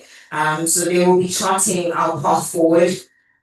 And just already get into the first question, right? It's 30 seconds, right? I would like to ask all of you, what will a fully youth-led continental climate, peace and security agenda look like in practice? Just 30 seconds. From your expertise, from your thoughts, what does this look like? I'll start on the side. Thank you. Picking on me. Please, I still have your face, Mr. Voice. I think for one, what we need to pin in having this discussion, or rather actually on such a question, is youth inclusion. And not just youth inclusion in as tokens or in dialogues, but youth need to have decision-making power. They need to have voting power. Youth need to be included in your global forums like COP. And not just there as minute takers or running around as PAs, but they need to have voting rights and a seat at the table. That's one. And how the future looks within Africa as a whole is cooperatives that are led mainly by youth, geared towards green enterprises that are funded, not programs where youth get to participate, give input to someone's research papers, but we need money coming to youth-led enterprises. And those youth enterprises already exist. Youth in townships, rural areas, and informal settlements are already innovating when it comes to renewable energies. What we need is the money being pumped directly to these youth needs. Thank you. Over to you. Hello everyone. My name is Abdur Kinyangwa from Tanzania, and I did East Africa to the African Union as Wise Youth, which is a newly program. We're the first cohort, and we're there for mediation, dialogue, and preventive diplomacy. On the other hand, it's there. So what I picture by 2030 is that youth are co-leading on three fronts. One, early warning. We need to invest in early warning. 60% of Africa are under 25 age.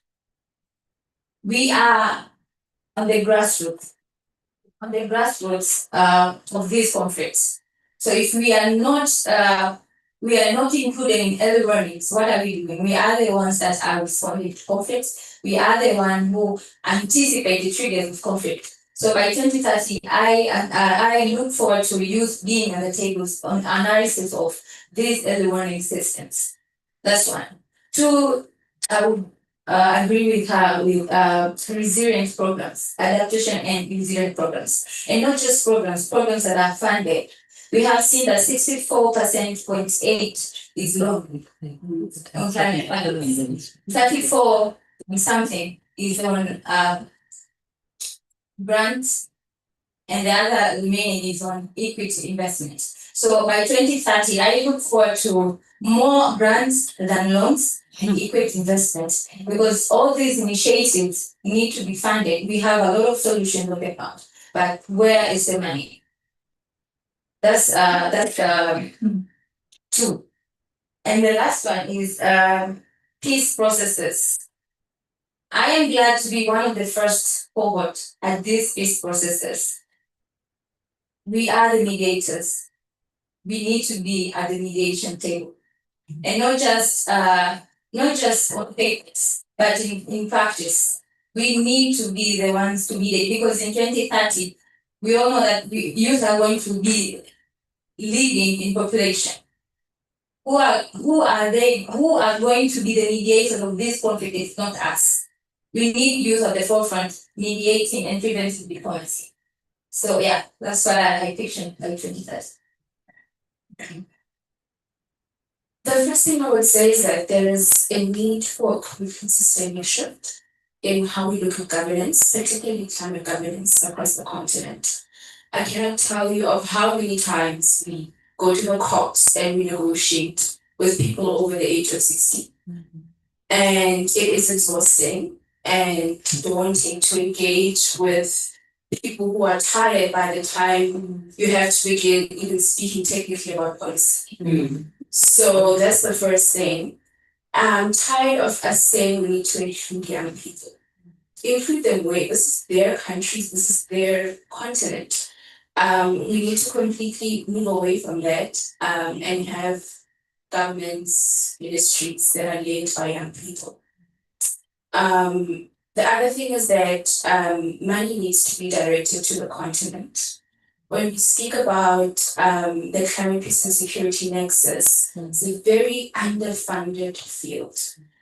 And when we talk about the need for us to work on this area, for us as a continent, it should be the first point of reference when we talk about climate change. We have very unique challenges, unlike any other in the world. So when we talk about climate change, we should be talking about a very multifaceted field that requires intersectional approaches at policy level. So when we engage with this thematic area, it has to be in that way, but it also has to be it has to be informed by social justice. And I'll leave it there. Thank you for your question. And when I think about the 2030 that young people envision, it's kind of hard, to be being honest, to be hopeful, because as a young activist, as a grassroots activist, as well as the person that engages in policy discussion, I've seen how dangerous and stressful it is to be an activist. So let's be honest, and it's hard to stay hopeful when everything around the world is happening, like wars, repression, inequality. But what I do want to see by 2030 is a continent where we can speak without fear, where young people from different parts of the continent, different countries like Zimbabwe, Rwanda, even Nigeria, young people can just actively speak for what they want to see in their future. Because if we just stay on the hopeful side and not only see what's actually happening in our continent, it will be a disservice to the young people that are actively putting their lives in danger by actively speaking out for injustice. So a youth-led peace and security agenda must recognize that we are not just protected, we are protected and not just problems. And we must be part of early warning systems for both climate and conflict. We must be part of peace-building efforts that include environmental justice, and that the AU and REC structures with youth envoys and member states must be active in this conversation. We must recognize that cross-border youth alliances that can learn and defend each other are very important, because as African continent, I remember going to the peer-to-peer Nigeria workshop where we were talking about the just transition, and we used South Africa as one of the case studies of what a just transition can look like. And when I was speaking to the young activists from Nigeria, they were like, "You're South Africa, you're so advanced. Your government listens to you. We have space in the job." But it was very interesting for me to see how disadvantaged they were. It was very interesting for me to see that people and young activists in Zimbabwe are so scared to speak out because for them it's a life or death situation. So how do we actually leverage our position of South Africa being maybe more advanced in the just transition space to actually help other countries? How do we build those connections with other countries on how do we address security and safety without putting their lives in danger? Now, thank you so much for all your inputs. Colleagues, we have now painted a picture on our canvas, right? So that each one of them have depicted and drawn for us a different narrative. I would like us to go a bit deeper, if you'd allow me, and pose tailored questions for each of you. If I may, I'll start with Sylvia, if that is okay.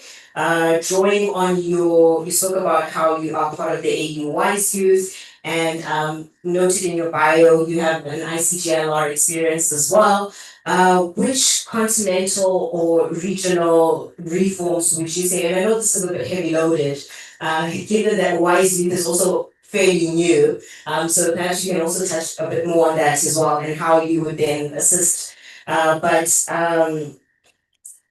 Which continental or regional reforms are essential to embed youth leadership in climate peace and security policy? Okay, thank you so much. We are not yet failing. we are still there. We are getting there. We are the first cohort first, so we are laying a foundation for others. So I'm going to say failing. I would say we are getting there. And I think, from my perspective, the AU's peace and security architecture is more of a ideal mechanism for us to get in as youth. It recognizes it recognizes youth participation in peace and security as well as climate change. It recognizes climate change as a risk factor for peace and security across Africa.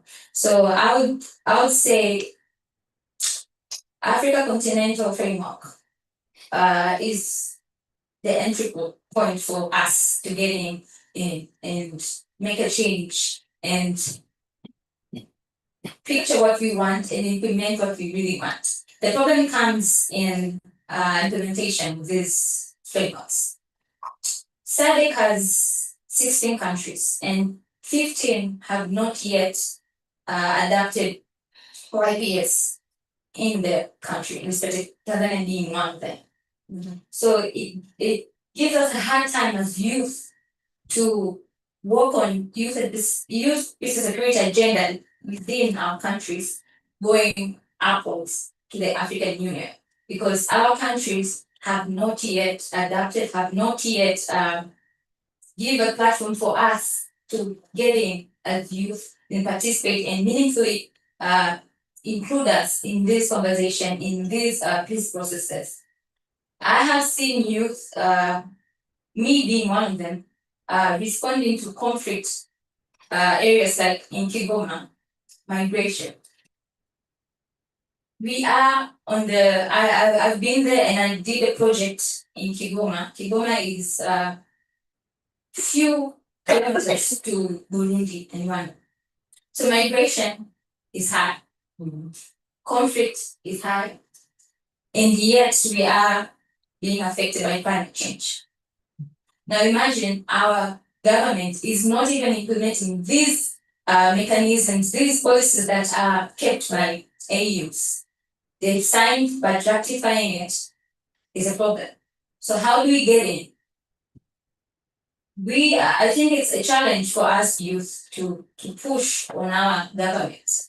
If we cannot speak to your government, can you speak to AU? Because AU is going to get you back to, you need to speak to your REDS, you need to speak to your government to rectify this. See, that's where we get it.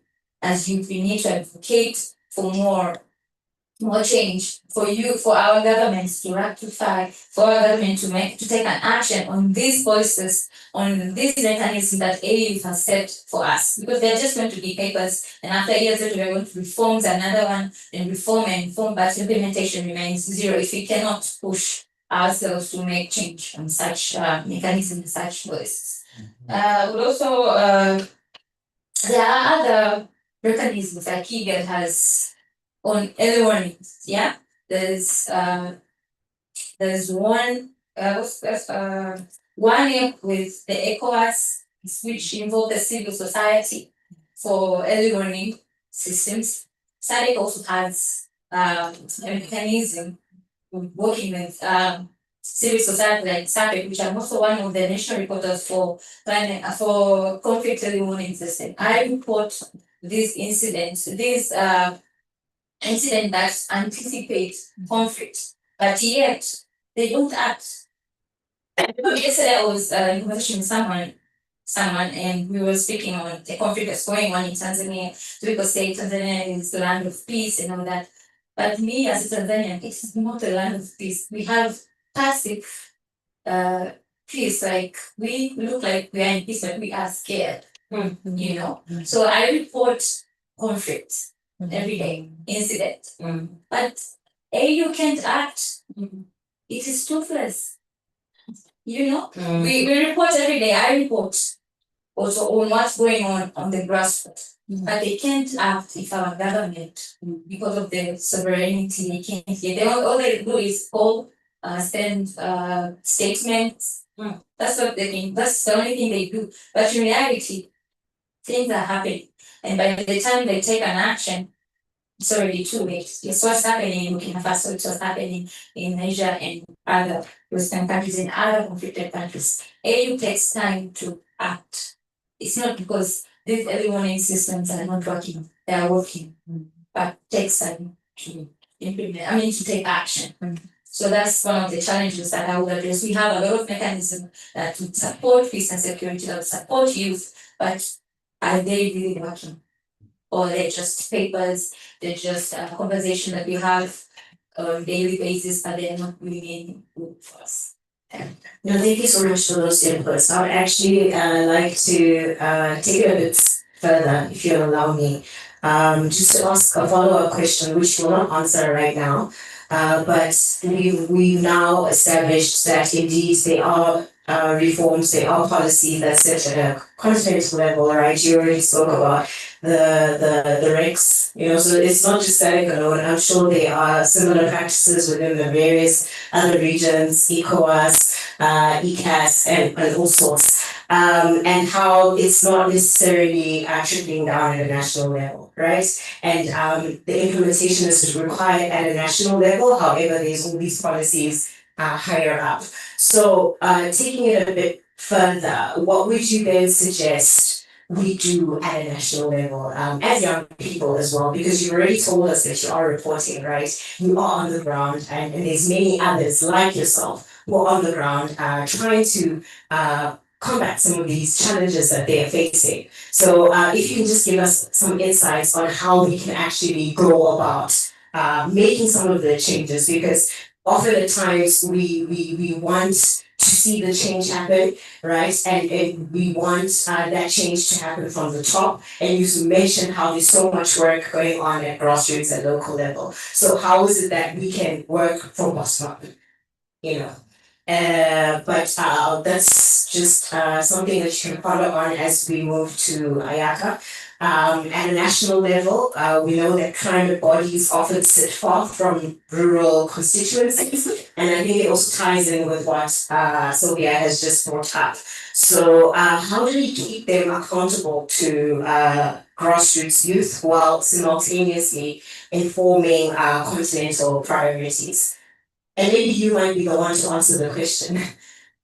Thank you for the question. Yeah, so as a young person that is a youth commissioner on the Presidential Climate Commission, I've seen how policy can be quite difficult to digest, and how oftentimes you may feel lost in the room, and how other young people may feel the same way.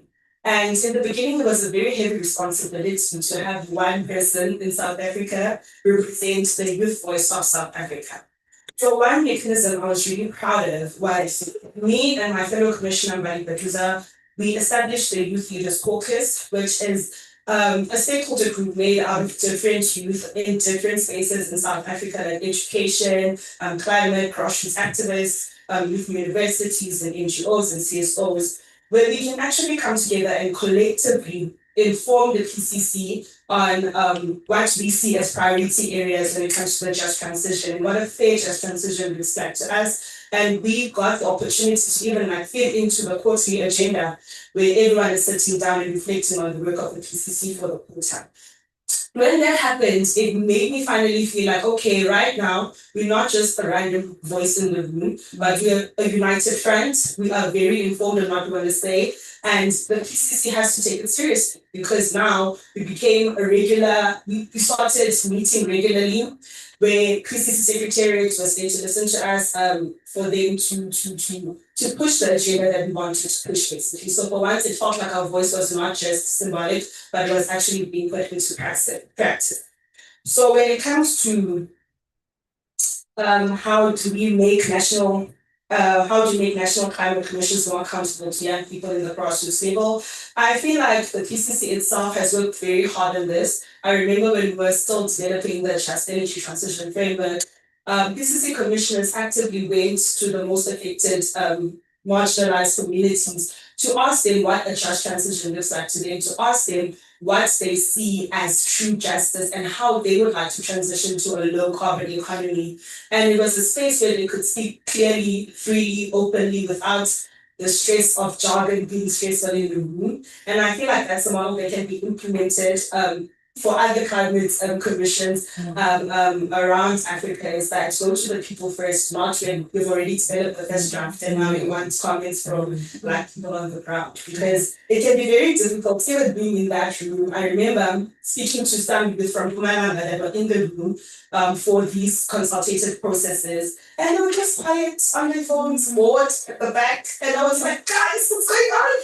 And they were like, no, man, we just came in food. Honestly, we didn't even know what this was about. We didn't even know what was going to happen today. And I think a model that really showed for me was when we went to KZN, Bobby Peak from Groundwork, there was a whole consultation process beforehand where young people were consulted. They were made aware of what is actually going to happen the next day. They were given the necessary information for them to actively engage and participate the next day for the consultation. So they felt more brave enough to act.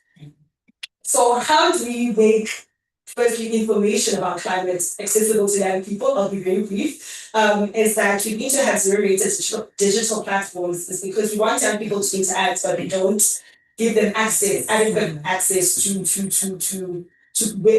policies that are getting launched by these government institutions or policy institutions. So we have to make these websites zero-rated so that there's no excuse of these young people at least maybe actually don't give them access, especially grassroots activists. We need active and concise, conscious engagement.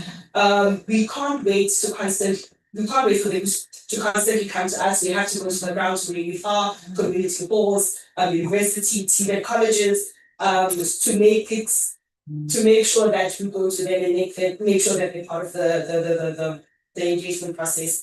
Obviously, something that's very true to youth is that competitions and like rewards and incentives encourage young people to interact more in this space. So I think that would be very useful, as well as having WhatsApp channels that allow young people to provide feedback to policy, because it's much easier to send a voice note than it is to make a policy submission or a written submission to documents that are released policy. So yeah, those are just a couple of ideas that I wanted to show you guys. No, thank you so much for your inputs. I will now move on to Fonteh. In your work, how are young people disproportionately affected in climate peace and security scenarios? And sorry, is it disconnecting now? Okay. And what emerging trends or early warning mechanisms can be employed to address these issues? To begin, young people are at the forefront. Young people are at the forefront of the climate crisis, as we already know. They are the first exposed to risk, but they should be the first responders. And I think what this means for us moving to 2030 is that we need to bring governance to the local, moving away from hyperfixating on the national, high level, super technical policy implementation and formation, bringing it down to where the people are, especially when it comes to issues around NDCs. This year, the third generation of NDCs will be submitted for most countries. Some have already. And with this process, it has to be that young people are the first to comment on these. And I like what Ayaka was saying about using the channels that we already have that are very accessible to young people to say, participate in this NDC process, comment on the NDC process. But that also has to be accompanied by capacity building and actually equipping young people with the technical understanding that they need for policy. Because it's not always that, for example, young people in the rural areas have access to the policy documents that we see and have become a norm for us to ingest and understand and engage with. So that's what we have to do. We have to decentralize how we engage, but how governments govern themselves around climate change. The other thing is that climate change is, like we said, it's a multiple threat to the lives of young people. And I think something that is missing in this discussion around climate peace and security is really accounting for the needs that young people face, like unemployment. We have a very high unemployment rate in this country. And oftentimes you find that young people are not concerned about other issues like climate change. Young people are concerned about getting a job. Young people are concerned about getting an education. So those are the areas that we need to be engaging with as a first point to not only gauge the interest and the participation of young people in the CPS process, but in terms of really looking at this process as a holistic social justice process as opposed to just a climate process. The other thing is that climate change has forced migration of young people. And this is something that we have to really engage. And there are risks associated with this, including GBV. And this is something that we have to look at again, bringing back to the thought of looking at this CPS process as a holistic way to transform and bring resilience to the futures of young people. Oh, another thing, this is also from me as a researcher. This is a severely understudied field that really does require the investment in terms of research, especially to inform policy. Because I have been in rooms where I engage with people who have power to bring change when it comes to this nexus, but there isn't often an understanding of what the issues are or what the causality is when it comes to climate, peace, and security. So I think that we really do need to go back to the drawing board and move away from looking at this as an academic nexus, but as an actual policy issue that can be translated at local level. No, thank you for those inputs. I think as you guys were speaking, I was reminded, and I think some of you touched on it as well, that often at times in these rooms we get too technical. And in being technical, we tend to leave out a large portion of people who suffer the most in these instances. And I think we heard it come up in the previous panel as well about how we need to move from using these jargons and decentralizing some of these processes so that more people can understand that this is not far from you, it's right in front of you, and this is how we can proceed. I'll move on to Lazola. Your campaigns show that genuine policy change follows when youth are not merely consulted, but centered in decision making. So from local councils to the AU Peace and Security Council, what practical, legal, or institutional levers can ensure youth-centered policies become a core tool for combating the climate crisis?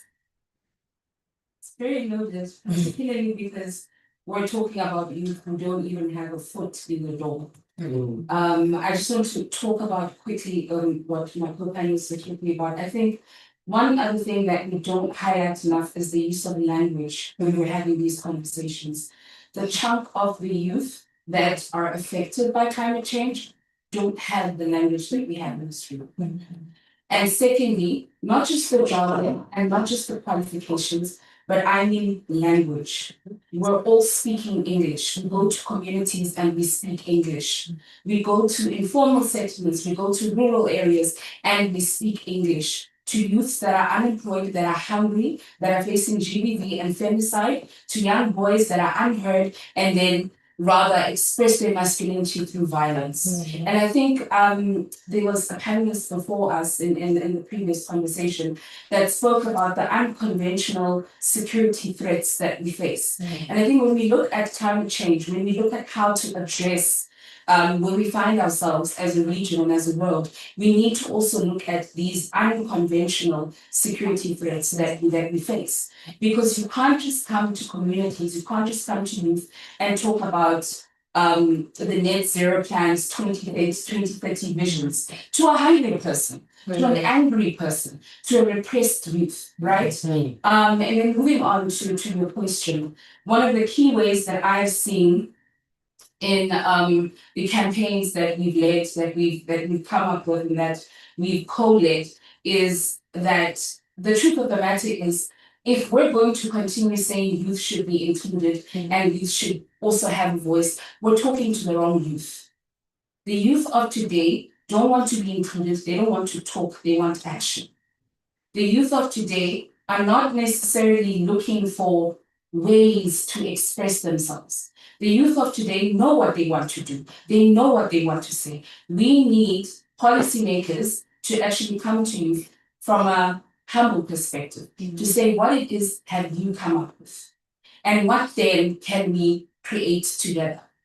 And we see this, and I think the bigger issue is also that we are only talking about youth and we are only talking about national and government and the AU and the councils, but we also need to make use of other mechanisms that have access to these councils. You look at civil society that have seats in the World Development Bank, in the African Development Bank. These different security councils do have people that are accessible to the youth. They don't speak the jargon, they don't speak the language, but will understand what it is that the youth have been doing. So what I've seen and what we've done quite a lot and is the rise of litigation cases from a youth perspective.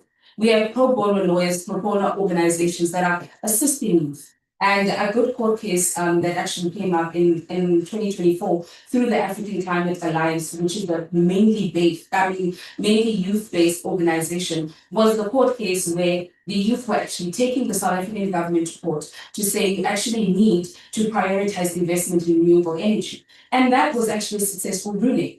We also had in 2024 South Africa's first greenwashing complaint. Now, again, an unconventional climate security threat. Greenwashing being the manipulation of what it is that we are, which is the climate crisis. When fossil fuel companies come in, they manipulate the truth, they make themselves seem very sustainable while polluting and profiting, right? So South Africa then launched, through the youth, South Africa's first greenwashing complaint with the advertising regulatory body. Again, there are regulators, not just the government that the youth can go to, but you can go to regulators, a completely free process, and you can actually launch your complaint. It was against Total Energies, and the youth group actually won the greenwashing complaint. So then Total Energies was actually told to take down a specific ad where they were making environmental claims of protection, which is false because a fossil fuel company or oil company cannot specifically say we protect the environment or we are for sustainable development by virtue of their primary business, right? So there are a lot of campaigns and there are a lot of youth movements that are moving, but I think one thing we need to talk about is we need to decentralize, which is the word I heard my co-panelists talk about, and we need to decolonize how we approach including the youth and speaking to the youth, and then also implementing policy. Because policy doesn't come out of the rooms in parliament only, or rather it shouldn't only come out of the rooms in parliament, but it should also, it should also include the perspectives of the youth on the ground. And doors should be open. And what Yaka actually spoke about on WhatsApp groups, we need to actually come to youth and speak to them through channels that they understand, that they participate in. Some youth don't have WhatsApp groups. So then what do? We use the necessary tools that are used across their communities. We go on loud hailers. We go to their community halls. We go to their churches. This is how the democracy that we are still building toward today was built. It was built on community tools and not higher panel tools. This is why we have your ANCs, however extremely corrupt, that have been manifested today. It has been through those mechanisms. Yeah, thank you so much. Thank you so much for that. I can see that I'm being looked at because of the interest of time. So I'd like to thank all my panelists for those clear and actionable proposals. Who am I looking at? Do I have a bit more time?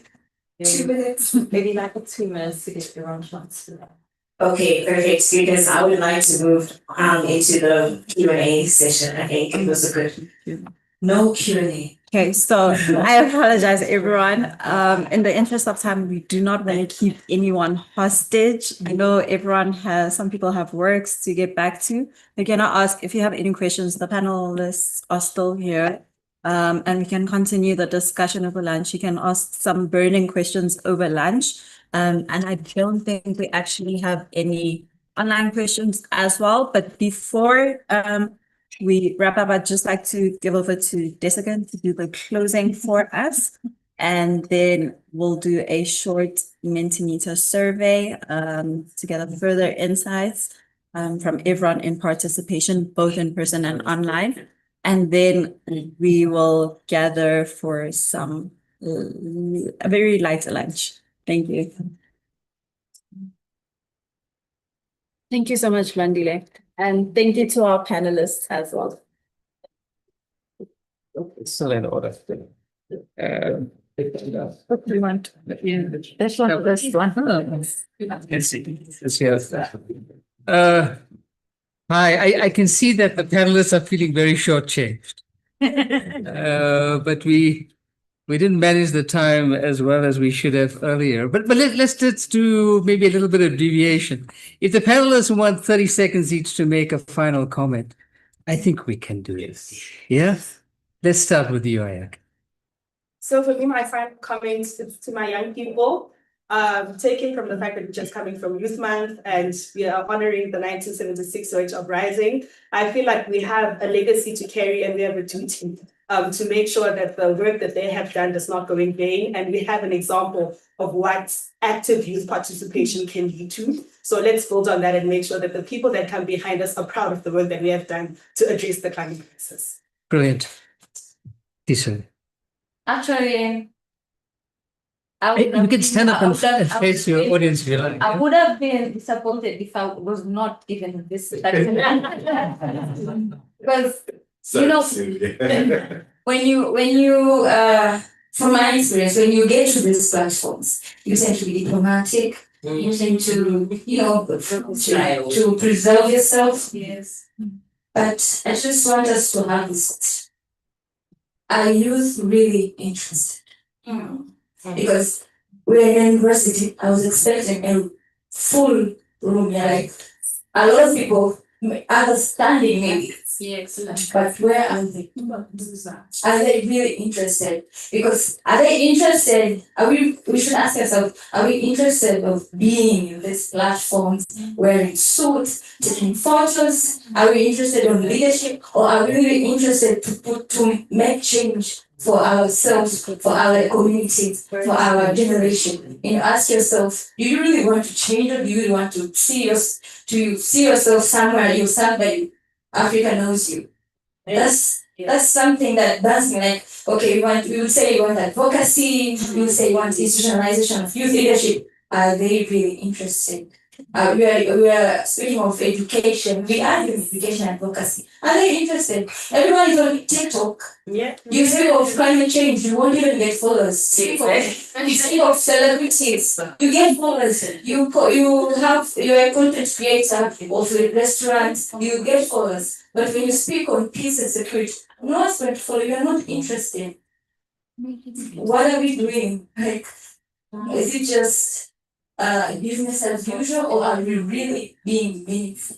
So I want us to have that, Thank you. when we walk out from here, are we really interested, or we just want photos and leadership, a real good CV? You see the biography? Yeah. Thank you so much. Can you pass the microphone behind you?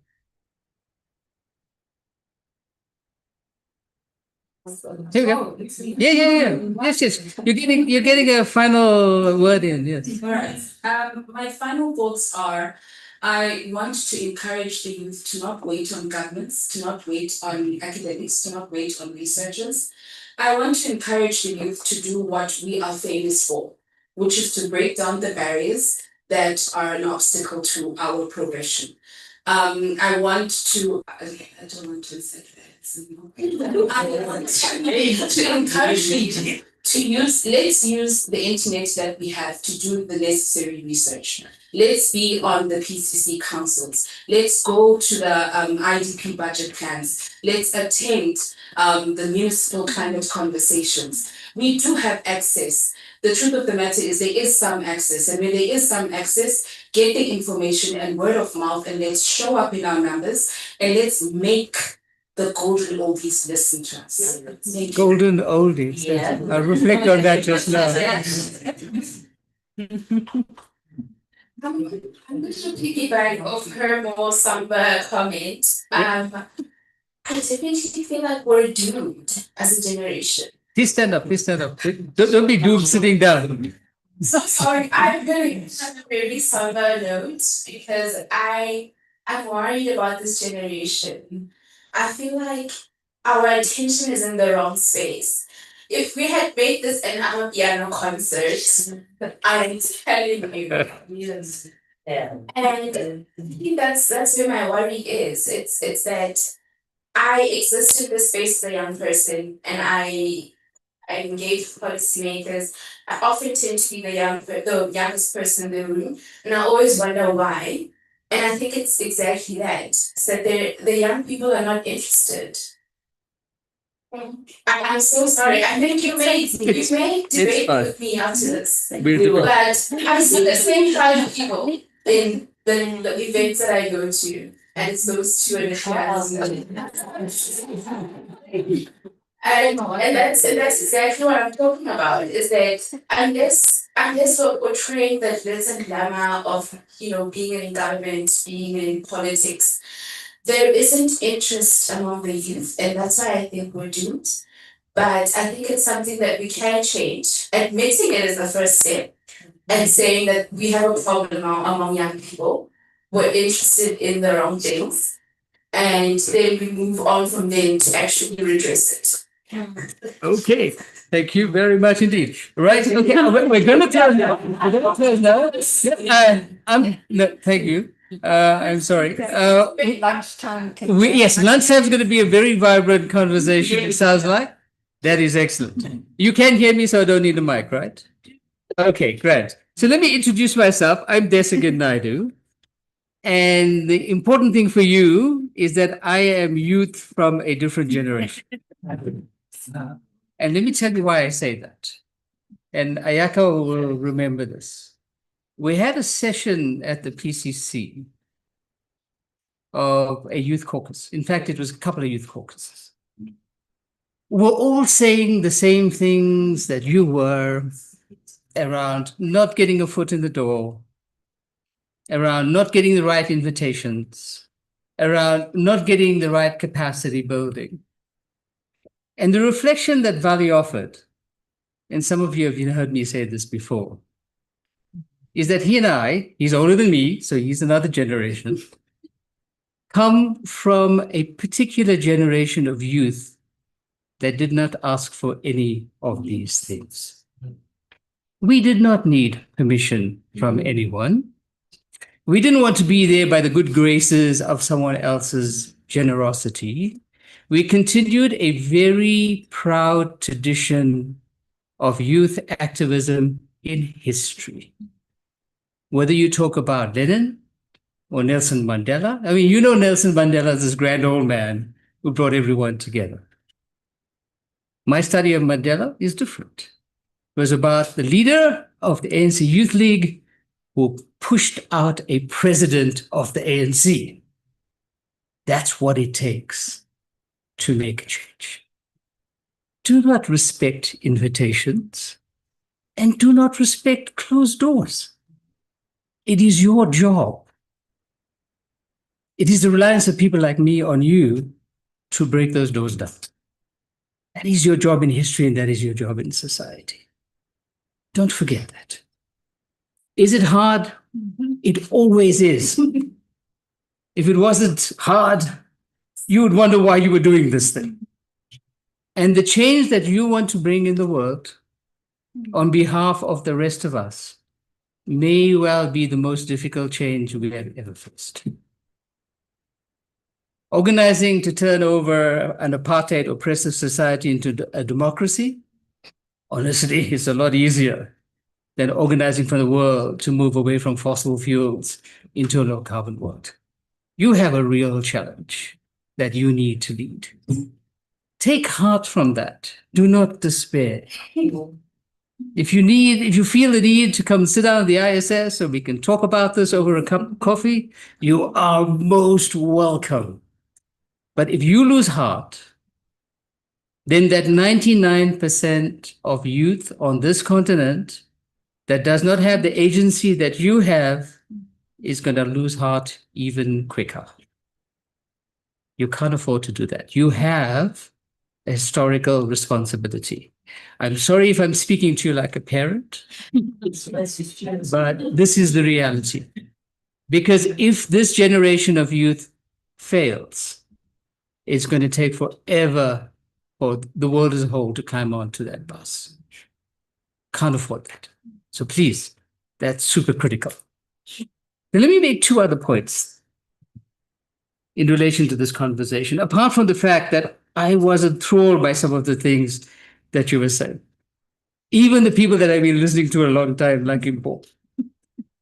The freshness of the perspective that came out today is going to organize for more work for you because we're going to invite you into organizing to write a policy brief on these matters, and we will publish it in the ISS.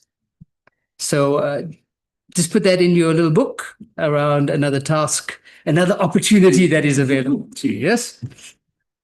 The two things I want to emphasize is as follows. The first thing is that having a large cohort of youth obviously has the promise of a demographic dividend. It so very easily can become a demographic burden. So very easily. If we don't have the right orientation around what we're doing, we will lose that demographic burden. Another subset of that is that this demographic asset that we have in Africa is not only an asset for Africa. It is the savior for the world. In 30 years from now, there will only be one growing continent in the world, and that's going to be Africa, while the rest of the world is aging. The world needs this demographic asset in order for it to survive. Now, the Earth doesn't have to survive. The Earth would be quite happy if human beings were not around anyway. But I think we have a particular affinity to being around a little bit. So we really need to engage that. And the thing that is a combining factor, regardless of where you are in the world, even if you are currently consumed with what's happening in Gaza, with what's happening in the Ukraine, with what's happening in Iran, the thing that's the combining factor in the world right now is the climate catastrophe. And that climate catastrophe can continue to be a catastrophe and be that threat multiplier that everyone warns us about, or we can organize that as the tool to change how we live in the world and how we reorganize our security architectures. It's particularly ironic that the continent that has been preaching to us for at least 5 decades now about the weakness of our security architecture has fallen so unbelievably badly. But, you know, we are good Africans. We'll never point fingers to them. We will politely listen and continue. But understand that what we have is a vehicle for change like very few have been in human history.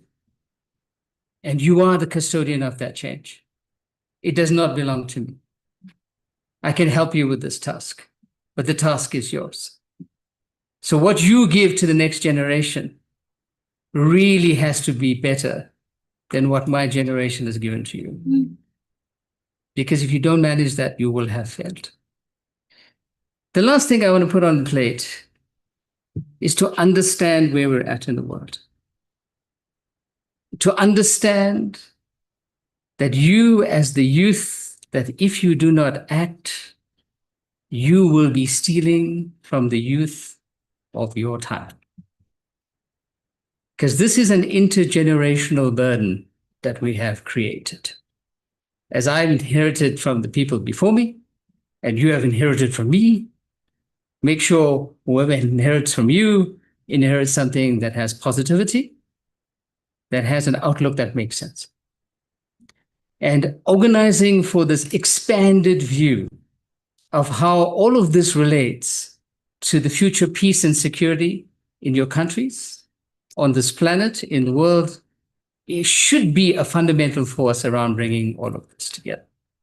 So with those couple of words and the invitation for you to come work with us, we would welcome you. I am now inviting you to lunch, but firstly, I must say thank you to all of the people who put this together. We would have had a larger audience if we did this just up the road on the main campus of the university, but you would have had to walk there because there is no parking. So one of the trade-offs is about where you are, but we will have many more of these. Please bring all of your networks into this discussion. These are the discussions that really matter. Thank you. Thank you.